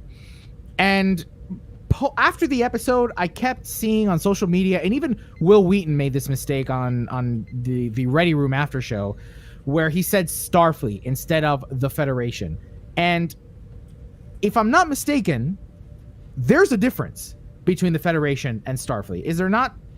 Oh yeah. Oh, yeah. So, Tony, why don't you tell us a little bit about that? I received a specific request pre-production to research this carefully, which I did. And I mean, this will be something of a blatantly obvious thing to anybody who's been a fan for even the shortest period of time. But the United Federation of Planets is the political entity which encompasses multiple star systems and species that come together for peace and harmony and justice and goodwill and all those sorts of nice things, right? It's a country, kind of. It's a nation, kind of, right? Starfleet is the exploration, diplomatic, and paramilitary arm of the Federation. It's an agency of the Federation, which has specific tasks that it takes on behalf of that political entity, that government. And so Starfleet's like a subdivision with a job, and the Federation is the big thing that runs Starfleet. So Starfleet is not just Earth. Is not the Earth. Starfleet. So No. Starfleet is comprised of forces from all the planets that are part of the Federation. Yes, and this goes back to TOS, the Volcanian Expedition. Here's a deep dive for y'all. The Volcanian Expedition was a task force sent by Starfleet to complain about why the Vulcans weren't sending enough people to run Starfleet. So they were like, "Well, come on, man! Everyone's supposed to be chipping in. Why aren't you helping out?" So I mean, this is back in 2260 or whatever, when the Federation was formed. Starfleet already existed as an agency of Earth, and then it sort of graduated to being an agency of the Federation. So it's a sub part. It's a contained thing under the umbrella. Right. So I think that's a very clear distinction, right? Or rather, it should be a very clear distinction. Well, but it's okay. Elio, I think you're getting hung up on this because, as we all know, we put canon in a blender. So we just mix stuff up. So it doesn't really matter anymore because after 1,000 years, nothing will be the same. And you'll have somebody who's an official Federation guy saying that only a commissioned officer can raise the Federation flag. And those of us who have been around this franchise for a long time will go, that's really stupid. But I'm sure there's a really good writer. No, first of all, you are assuming that we are all at the level of nerddom that you may be at, sir. Oh, but well, I don't know why that's my absurd. glasses here real quick. I do not understand why it's absurd that he says that it has to be a commissioned officer. It's a flag. Anybody can do anything they want to with a flag. It's a flag. But aren't there rules for instance, the American flag? Like it cannot be. It's a flag code, and guess how much of that can be officially enforced? Practically none, because of free expression. All right. Well. So, yeah. So all right. So now that we have that out of the way, hang on. Kat, back me up on this, or disagree with me. I mean, please. I mean, I'm not a I don't know if it seems like anybody could raise a flag in the building that you work in, but what do I know? I mean, isn't it just decoration at that point? Pretty much, yeah. All right, so Tony, you had feelings about this episode. Why don't you tell us about those feelings? They're just my usual feelings about Discovery. I'm still giving them the chance, though. This is the first episode, right? This is a reboot, almost, basically. They're throwing canon in a blender and sending them 1,000 years in the future. Okay, all right, I'll give them a little bit of time to see if they can write themselves out of the corner that they painted them in. But I'm skeptical, because they did some things here that I wouldn't do if I were trying to reboot an episode. Like all the interesting bad guys that you've spun up, you murder them all in the space of 2 minutes. What was up with Greg from Orion? Greg the Orion from accounting. What was up with him? You got me. I would have liked to have known more. He was a big head hologram along with the Andorian when they first walked in, so they were obviously very important people to that, outpost or whatever. Obviously, they were involved with the smuggler dude, right? They hired him probably to smuggle the big fish. So they were antagonists, sort of, to maybe Book, or Book turned himself into an antagonist when he could. I don't know, but forget it. We don't need to know about that stuff anymore because they're all dead. So, okay. I don't know. I didn't come away missing them or even wanting to learn more about them. But then that's the problem, is that this entire first episode was just what? Who cares? Like, they're not introducing bad guys, right? Apparently the big bad isn't any of those guys because they're all dead now. So whatever challenges or whatever that they face during this episode are not going to continue. It was clearly all just a lead up to meeting the guy in the office, which was, okay, but that is you don't need the whole show to lead to that. You didn't. What do you mean meet the guy in the office? What guy in the office? The whole thing was a lead up to meeting the guy in the office. Oh! We talked. Anthony was in our Discord.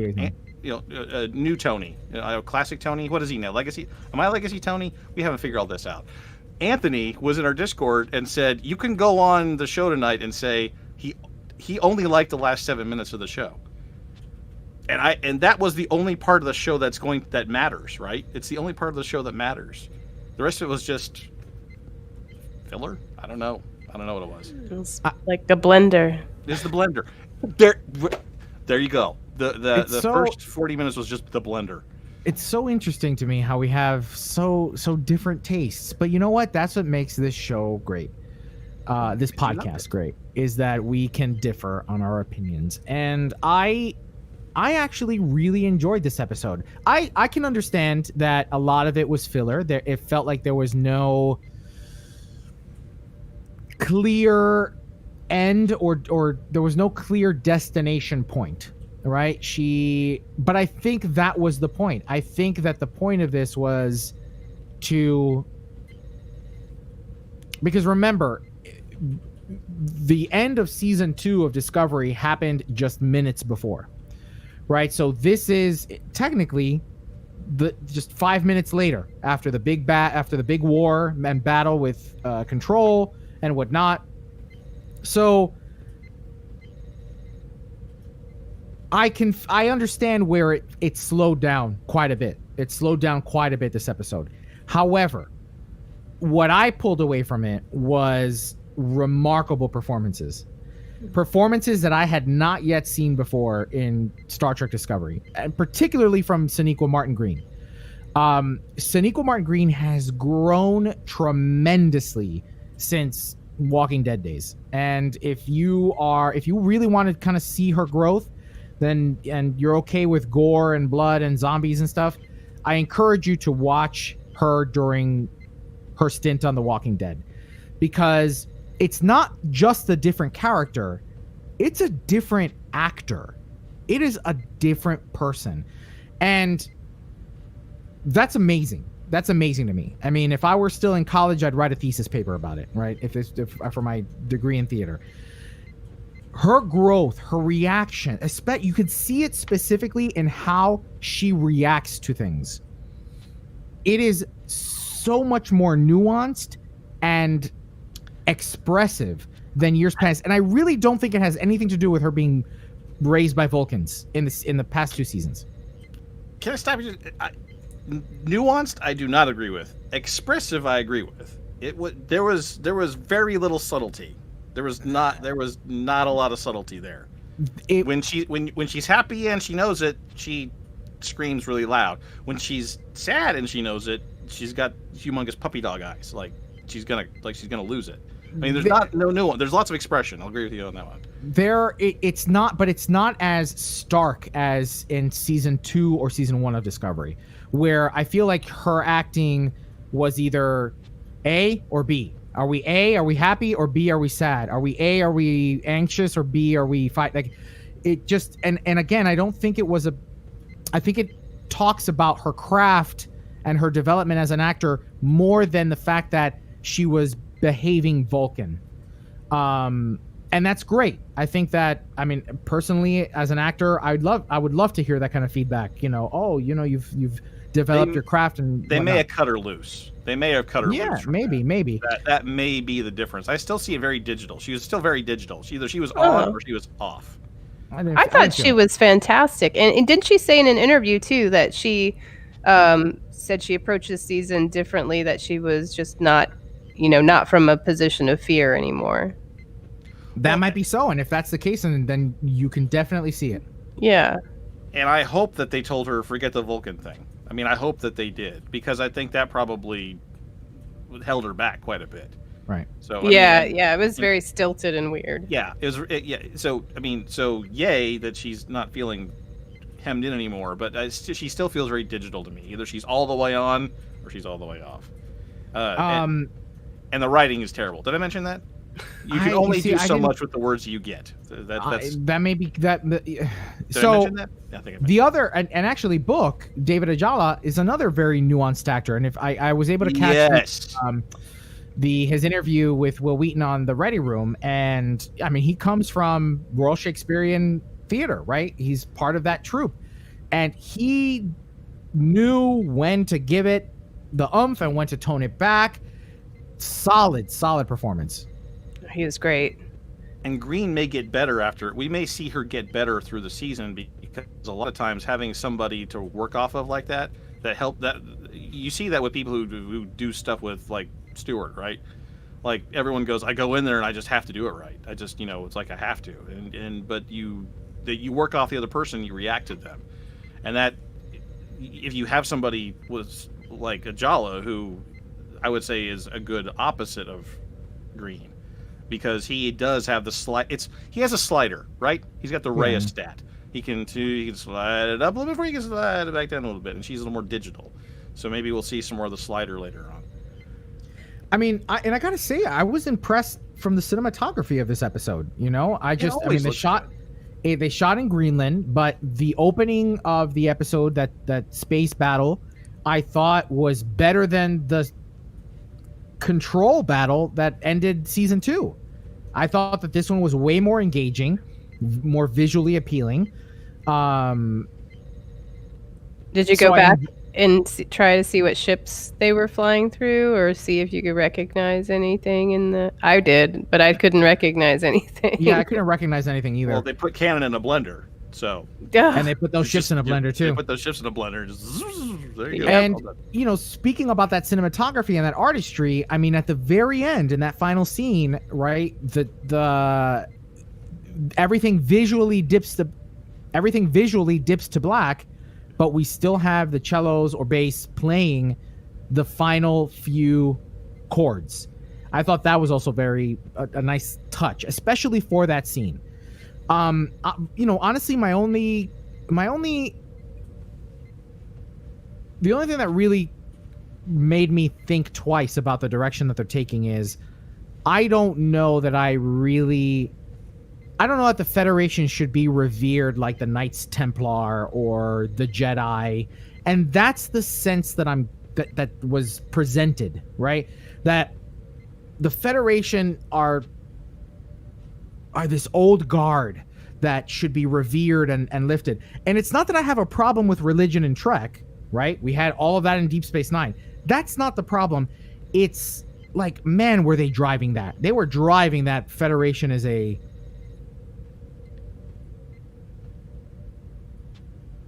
thing that we should be true believers, you know, like that. Just it threw me for a loop. Yeah, I didn't like I'm gonna go back to the thing you said. This happened just 5 minutes right after she got back, right? Yeah, in theory. And the timeline is, you know, save the universe, get through, big shout, yay, I did it! People are alive, hooray! And then she immediately decides that it's on her to bring back the Federation from the dead. It's like, take a minute, catch a breath, learn about your new environment. Why wouldn't you expect the Federation to be gone? You went 1,000 years into the future. I mean, that is the way of things. I mean, she's an educated person. She's a Starfleet officer. Surely she's had some history classes. She should know that empires fall. That's what happens. She should feel lucky that anybody survived the AI extinction, right? I mean, that's good. You know, that she should expect those things to be gone. And I didn't like it was like a naivety that you wouldn't expect from somebody in her position. Somebody who's thought about temporal mechanics a little bit, time travel. I'm going into the future. I don't know what I'm going to find. She's lucky she found somebody that speaks English or whatever. Now that you mentioned temporal mechanics, I really don't understand why there's this big like mystery behind where the Discovery is.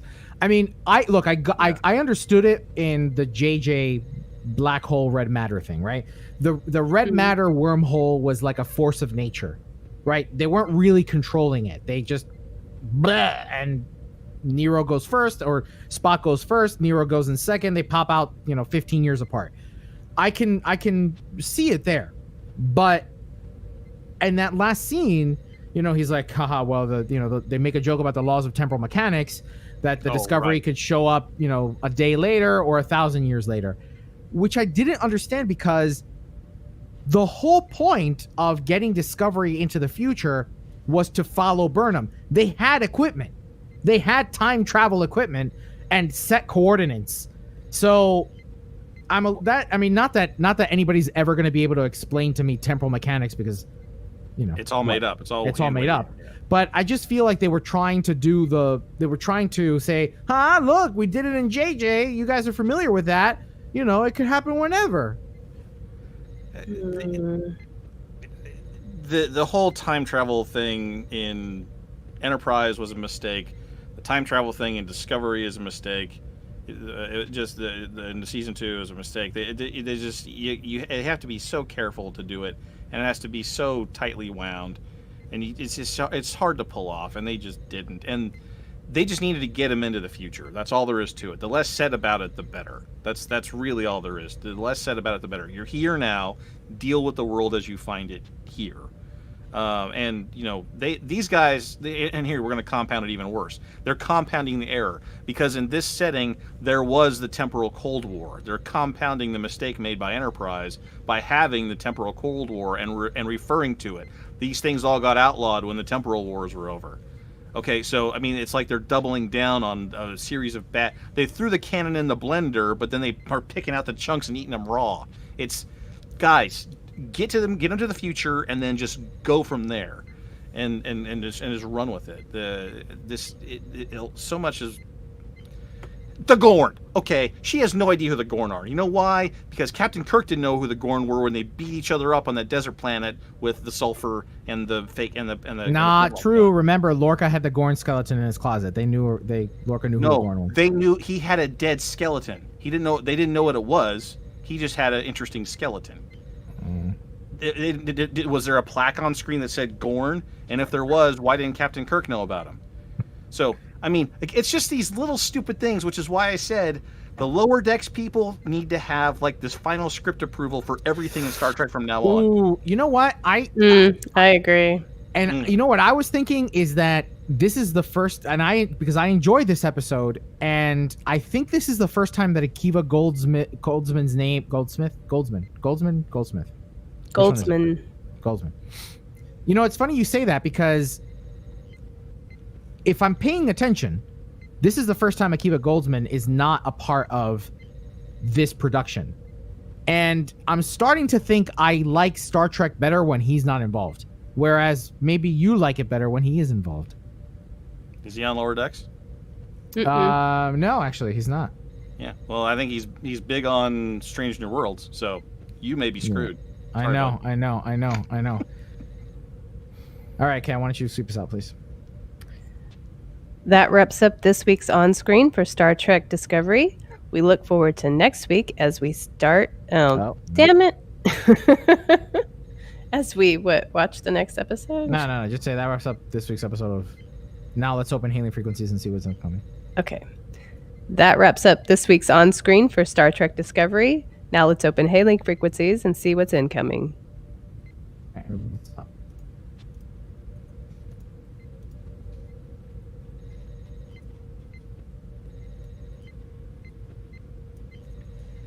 Just remember that the Best of Both Worlds episode was at the end of season 3 of Next Generation.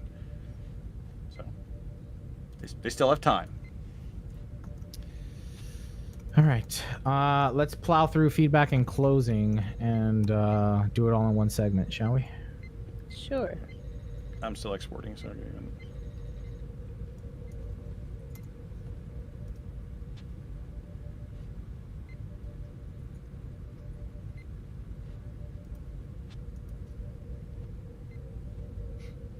let's name it this. Put it at the top of the feedback document. No, I know. But when you name the file,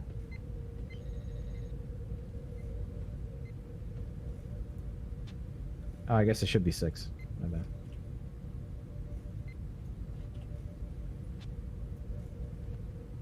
Got it.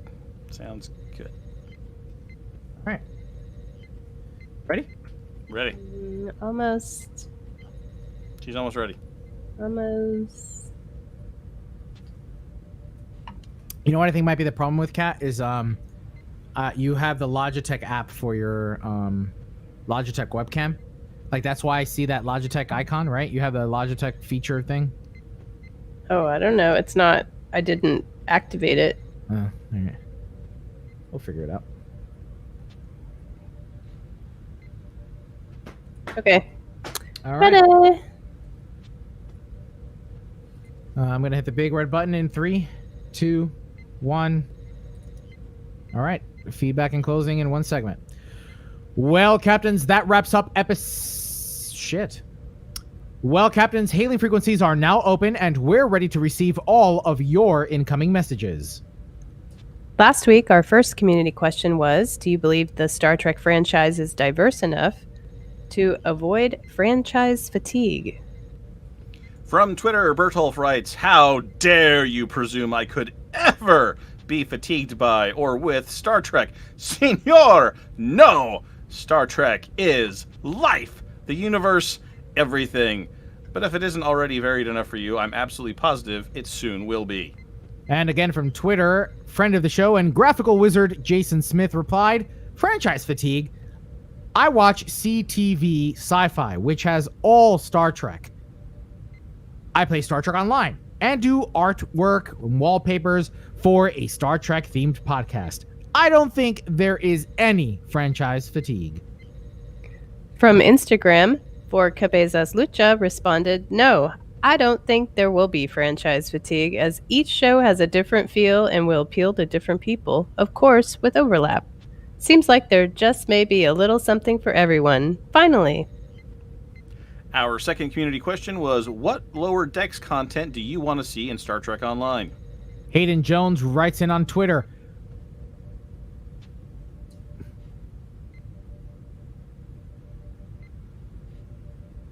okay. "What do I want from Lower Decks and Stowe? The sense that I have a crew and a ship. I want to choose my interiors, even if limited, and I want missions to take place there. Repel the invaders, for instance. And I want the sense that my crew has lives that I can help with." Oh. That sounds like wants a- Star Trek Sims. He wants a DOF system revamp. Yeah. Yeah, that would be nice. Also from Twitter, Raul Castillo says, "I want to see the Spock helmet and the California class in-game." Reuel. I think it's the Reuel. Reu- Sorry. Also from Twitter, Raul Castillo says, "I want to see the Spock helmet and the California class in-game." All I want right. to see a contraband Spock helmet. Well, that wraps up episode 483 of Priority One, a Roddenberry Star Trek podcast. But there are more great shows available to you on the Roddenberry Podcast Network. Just visit podcasts.roddenberry.com for a complete list. Then be sure to subscribe to them all and share them with your friends. Sorry, dogs. But we can't forget to send a special thanks to some of our Patreon supporters like David K. Rutley, Peter Archibald, Gerald Bosch, and Joshua Selig. Oh, and here's a shout out to our newest patron, Roger. Thanks so much for joining the Patreon family. Here's a reminder of our community questions for this week. What do you think? Well, who do you think? I did the same mistake Kat did. Who do you think Discovery's big bad will be? Captains, it's important to us that you get your voice heard and that you participate in the conversation. Leave us a comment on our website at PriorityOnePodcast.com, on our Facebook page at Facebook.com/PriorityOnePodcast, or find us on Twitter and Instagram at PriorityOnePod. And if you're still craving more, be sure to spend time with Winters, Anthony, me, plus the rest of the Priority One Armada. Saturday nights, the Armada broadcasts live to review the latest news from Star Trek Online and the Armada community, including spotlighting some of our amazing members. With regular giveaways, there's something for all Stowe players, whether you're new or a veteran. Follow us on all our social media accounts for broadcast times. And if you'd like to join the Armada, visit PriorityOneArmada.com. This episode of Priority One Podcast is brought to you in part by our patrons through patreon.com. During these difficult times, we are humbled by the continued support of our patrons who find value in the content that we produce each and every week. To offer your support, visit patreon.com/Priority One. Don't forget to tune in to... Man, didn't even get to the first line. Don't forget to tune in to Priority One Productions' Guard Frequency podcast at guardfrequency.com. Each episode, the Guard will take you inside the universe of your favorite space sims, including a tabletop adventure played out by your hosts. And Heroes Rise brings you up to date with the world of Dungeons & Dragons. Learn all about the latest publications, tools, tips, tricks, and traps in less time than it takes to skin a wyvern. Head over to heroesrisepodcast.com to discover their secrets. A very special thanks to our guests this week, Bill and Beth of the Roddenberries. Don't forget, Captains, to get your tickets for the October 29th event on Eventbrite. Links, of course, will be in the show notes. Thanks to our audio editors, including Gray, Brandon, William, Rand, Daniel, Roscoe, and Skiffy. Thanks to our producer, Jake, and associate producers, Shane and Thomas. Together, they help us organize and write up our summary of the weekly headlines from the Star Trek multiverse. Thanks to our social media manager, Anthony. Thanks to our graphic artist, Henry, with support from Jason of the Priority One Armada. Thanks to the composer of our theme music, Chris Watts. But most importantly, a big thanks to you, the Star Trek community, our listeners. Because without your ongoing support, none of this would be possible. Everybody hit stop. Hey guys, I forgot. We gotta do Eagle Moss. I was about to say something when we got off the air. Yep. Why don't we do it live, real quick? And if you can pull up that sheet from last week, and either pick a different point that you did than what you did. I got ships. They sent me ships. Are they beautiful? He's speechless, everyone. They're so beautiful. This hair, man. I gotta be like it'll get in my face, and I'll be like, That's right. You're gonna lose all that, man. If you get it cut, you won't be able to do that anymore. I was impressing my wife on my ability to shake my hair like this.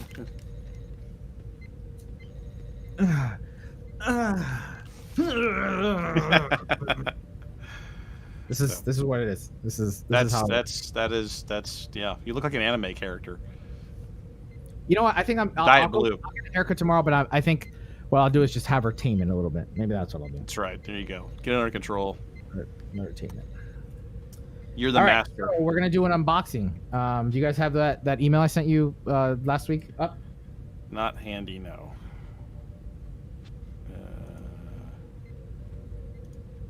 I do. I condition. I put oil. I put argan oil in it. Like, it's just my natural Cuban hair, man. Ditto. Except for the Cuban part. Except for the Cuban part.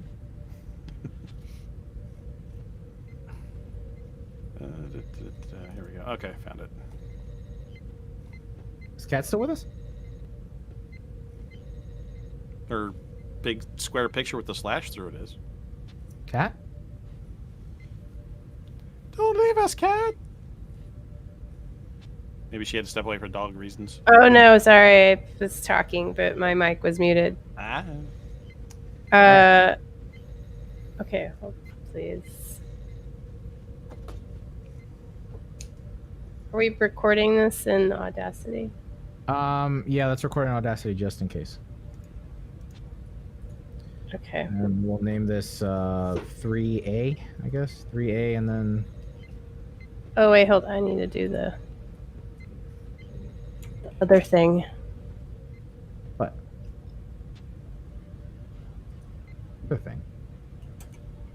Export. Other thing. I have no idea what you're talking about. The last segment. I forgot to export it.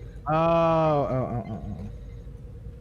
Yeah, what's the deal with the stuff in the thing and the what's it's? Yeah, exactly. All right. So I will. I mean, I'm not gonna go through a full. I'll do an unboxing now while Kat's doing that. So they sent me a few. I'll think tonight. I'll open up the Chimera. So there are. It looks like right now there are 1, 2, 3, 4, 5. There are 6 ships total from Stowe. The Andromeda, the Bortascu, the Baran update, the Romulan Vestum, the Pathfinder, and the Jem'Hadar Vanguard. So let's open up this new shiny. Oh, that's cool. So I thought that I guess. Oh. Wait, what? It's an action-packed thrill ride just watching you do this, man. All right, so become a part of... I can't show... So, all right, well, hold on. Let me use my finger. All right, so inside there's a little pamphlet thing for 50% off Tier 6. But hold on. Star Trek Online is a free-to-play master... Okay, I don't need to hear that. Captains can use this coupon code below to receive 50% off of any Tier 6 ship listed in the Star Trek Online Zen store. Oh, that's not a bad idea. That's not bad at all. Nice. Yo, I didn't know that. Yeah, I wonder if they all come like that.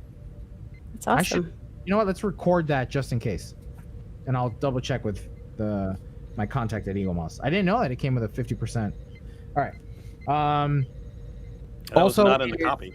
is a small. No, it's not. So I have to. I'll double check. I mean, it came with a code, but if everybody gets it, then cool. It comes with a small little booklet, right? That has information about the Chimera, and I think, if I'm not mistaken, written by Thomas Maroney. I think he contributed to it at least. Whoa. The whole thing. Contributed. Whoa. Why? How come there's 3 of me? There's 4 of you. Okay, well. 3. No, this is like that episode of Rick and Morty. There should only be one dot. Yeah. It's temporal mechanics. Yeah. Hang up. Hit the hang up button, and then come back in. She might still be here in some form. Well, 'cause we got a big on the black- producer river, on my other one here, the one that's actually like managing everything, it's just you and me. Wow, this is actually really nice, man. So they talk about, I show a lot of the concept art. Mm-hmm. Yeah, very good. Actually, I think we've seen that before. I don't know about the Chimera, but Yeah, the I think it's Chimera not part of has that. the Chimera also. I have to do it like I have to pan because of the. Because the Chimera was one of the finalists for the Enterprise. Oh Yeah. yeah, that's what it was. That's why. Oh, that's why it has the. That's why it talks about the Enterprise. I see. Yeah. So it talks about that here. It All was right, one so of the that's cool. You get a finalists. nice book. You get a coupon. Let's look at the ship. I like the packaging too. The packaging's always really nice and form-fitting. You know what we should be doing? We should be recording this. No, because this is long. No, I'm gonna be very just succinct. Okay. Yo, this has weight to it, man. You can knock somebody out with this, or poke an eye out at least. So here it is. Ooh, That's pretty good size. that's nice. Now, usually these, it's the main body is made of metal, and then the nacelles are usually plastic. Is that how that worked out? I mean, there's plastic, like the how do I show that? All right, so you see the nacelle, I don't know, like the Bursard collector kind of thing. That's plastic. Not the front, not where my ring finger is, but more towards my middle finger. Mm-hmm. That's that blue thing. Those lines there are plastic. But Well, the rest of it's metal.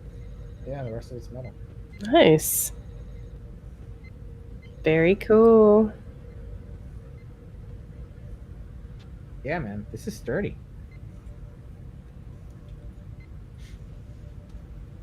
And like, look, I mean, you know, the one thing you can't beat about die-cast models is That's some good detail. Yeah. that's a good detail. Yeah, that's nice. Wow, look at the The registry on the nacelles. Or what are you and the looking at? registry on the nacelles, but the pylons are gorgeous. No, it's a good model.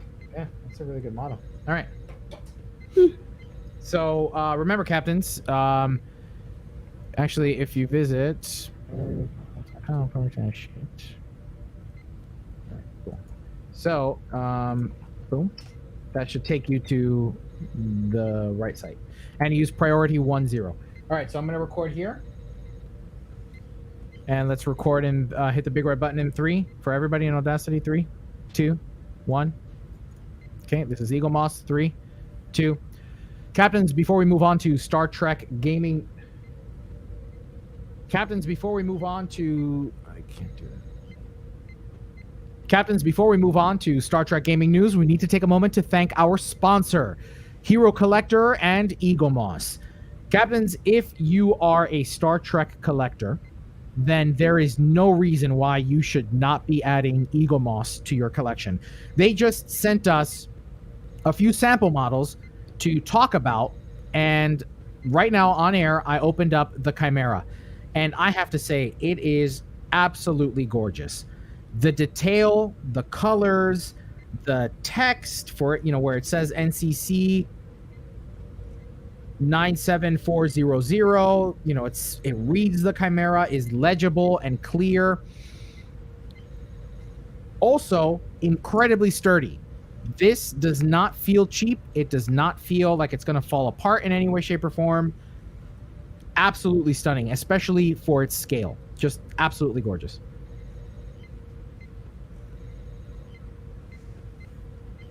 Well, I'm excited. I ordered one, but I got the Romulan ship. Oh, you did? Nice. Mhm. Nice. I think I would want a Baran next, though. Well, Probably. It'll be fun to see your video game experience come to life, because these are all based on the models from the game itself. So they have taken them and recreated them. Elio is just holding up the Chimera to the camera, and yeah, it looks like it, just like it does in the game. So if you are a lifetime Star Trek Online member, this was the ship that you got as a veteran, and it's Nog's ship. It's specifically, this ship is Nog's ship from the Dominion War arc that they had that brought back all the DS9 actors. So it's just it's a fantastic looking model, and it's up on par with some of their other stuff that I have. It looks great. Yeah, this is absolutely stunning. These models are die cast. They are incredibly detailed and and give you the opportunity of bringing your Star Trek Online experience to life so that you can display it proudly wherever else you display all your awesome starships that you might have gotten in the past. So captains, remember, captains, we made the link a little easier for you to remember. Just go to PriorityOnePodcast.com/ships, and there you'll be taken to Eagle Moss's website, to the Hero Collector website, where you can take advantage of 10% off of your order with promotional code PRIORITY10. Priority the word and the numbers 1 and 0. Save 10% on checkout. You'll also get free shipping. And here's something I just discovered from opening this box. Actually,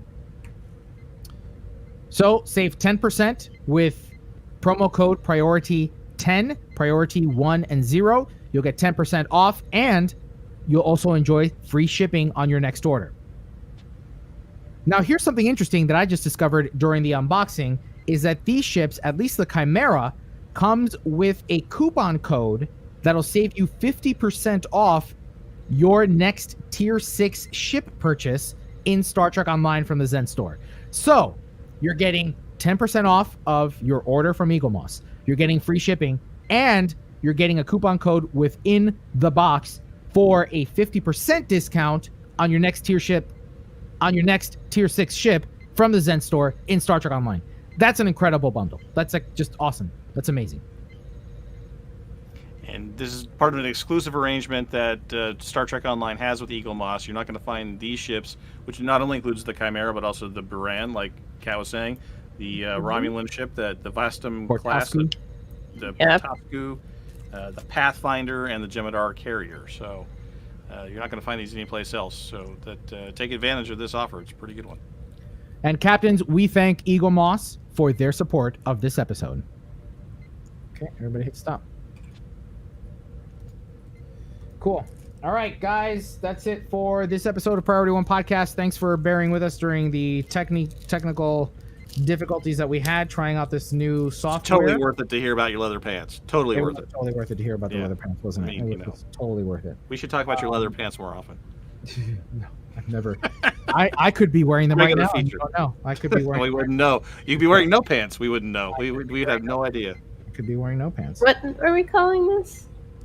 This is 3A, and then EP 483, and then Eagle Moss instead of a regular segment name. And their stands are sturdy too, man. I mean, I do like their stands actually. Yeah. They're very nice. I've got probably 10 or 15 of those things, and I had one break. I've had one little tine break, and that was because of kids. What broke? The stand or the ship? The ship's the ship's fine. No, it's one tine off of those plastic things that broken off, and that's over years of ownership and kids, like I just said. So yeah, they're really and the base is made of metal too, so it's really heavy. You know, cats too. It's withstood cats. So Oh, nice. Oh, well, that's a solid yeah. endorsement there. Yeah, there you go. So All right, captains, that's it for this episode of Priority One. Thank you for your patience. Thank you for your time. We'll see you here next week. Same bat time, same bat channel, 9 o'clock Eastern, Tuesday night. So until then, say goodnight, everybody. Bye, y'all.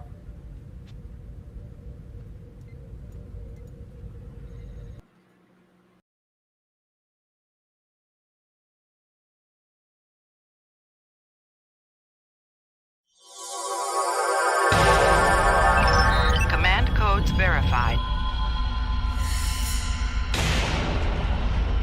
Priority 1 message from Starfleet coming in on secured channel.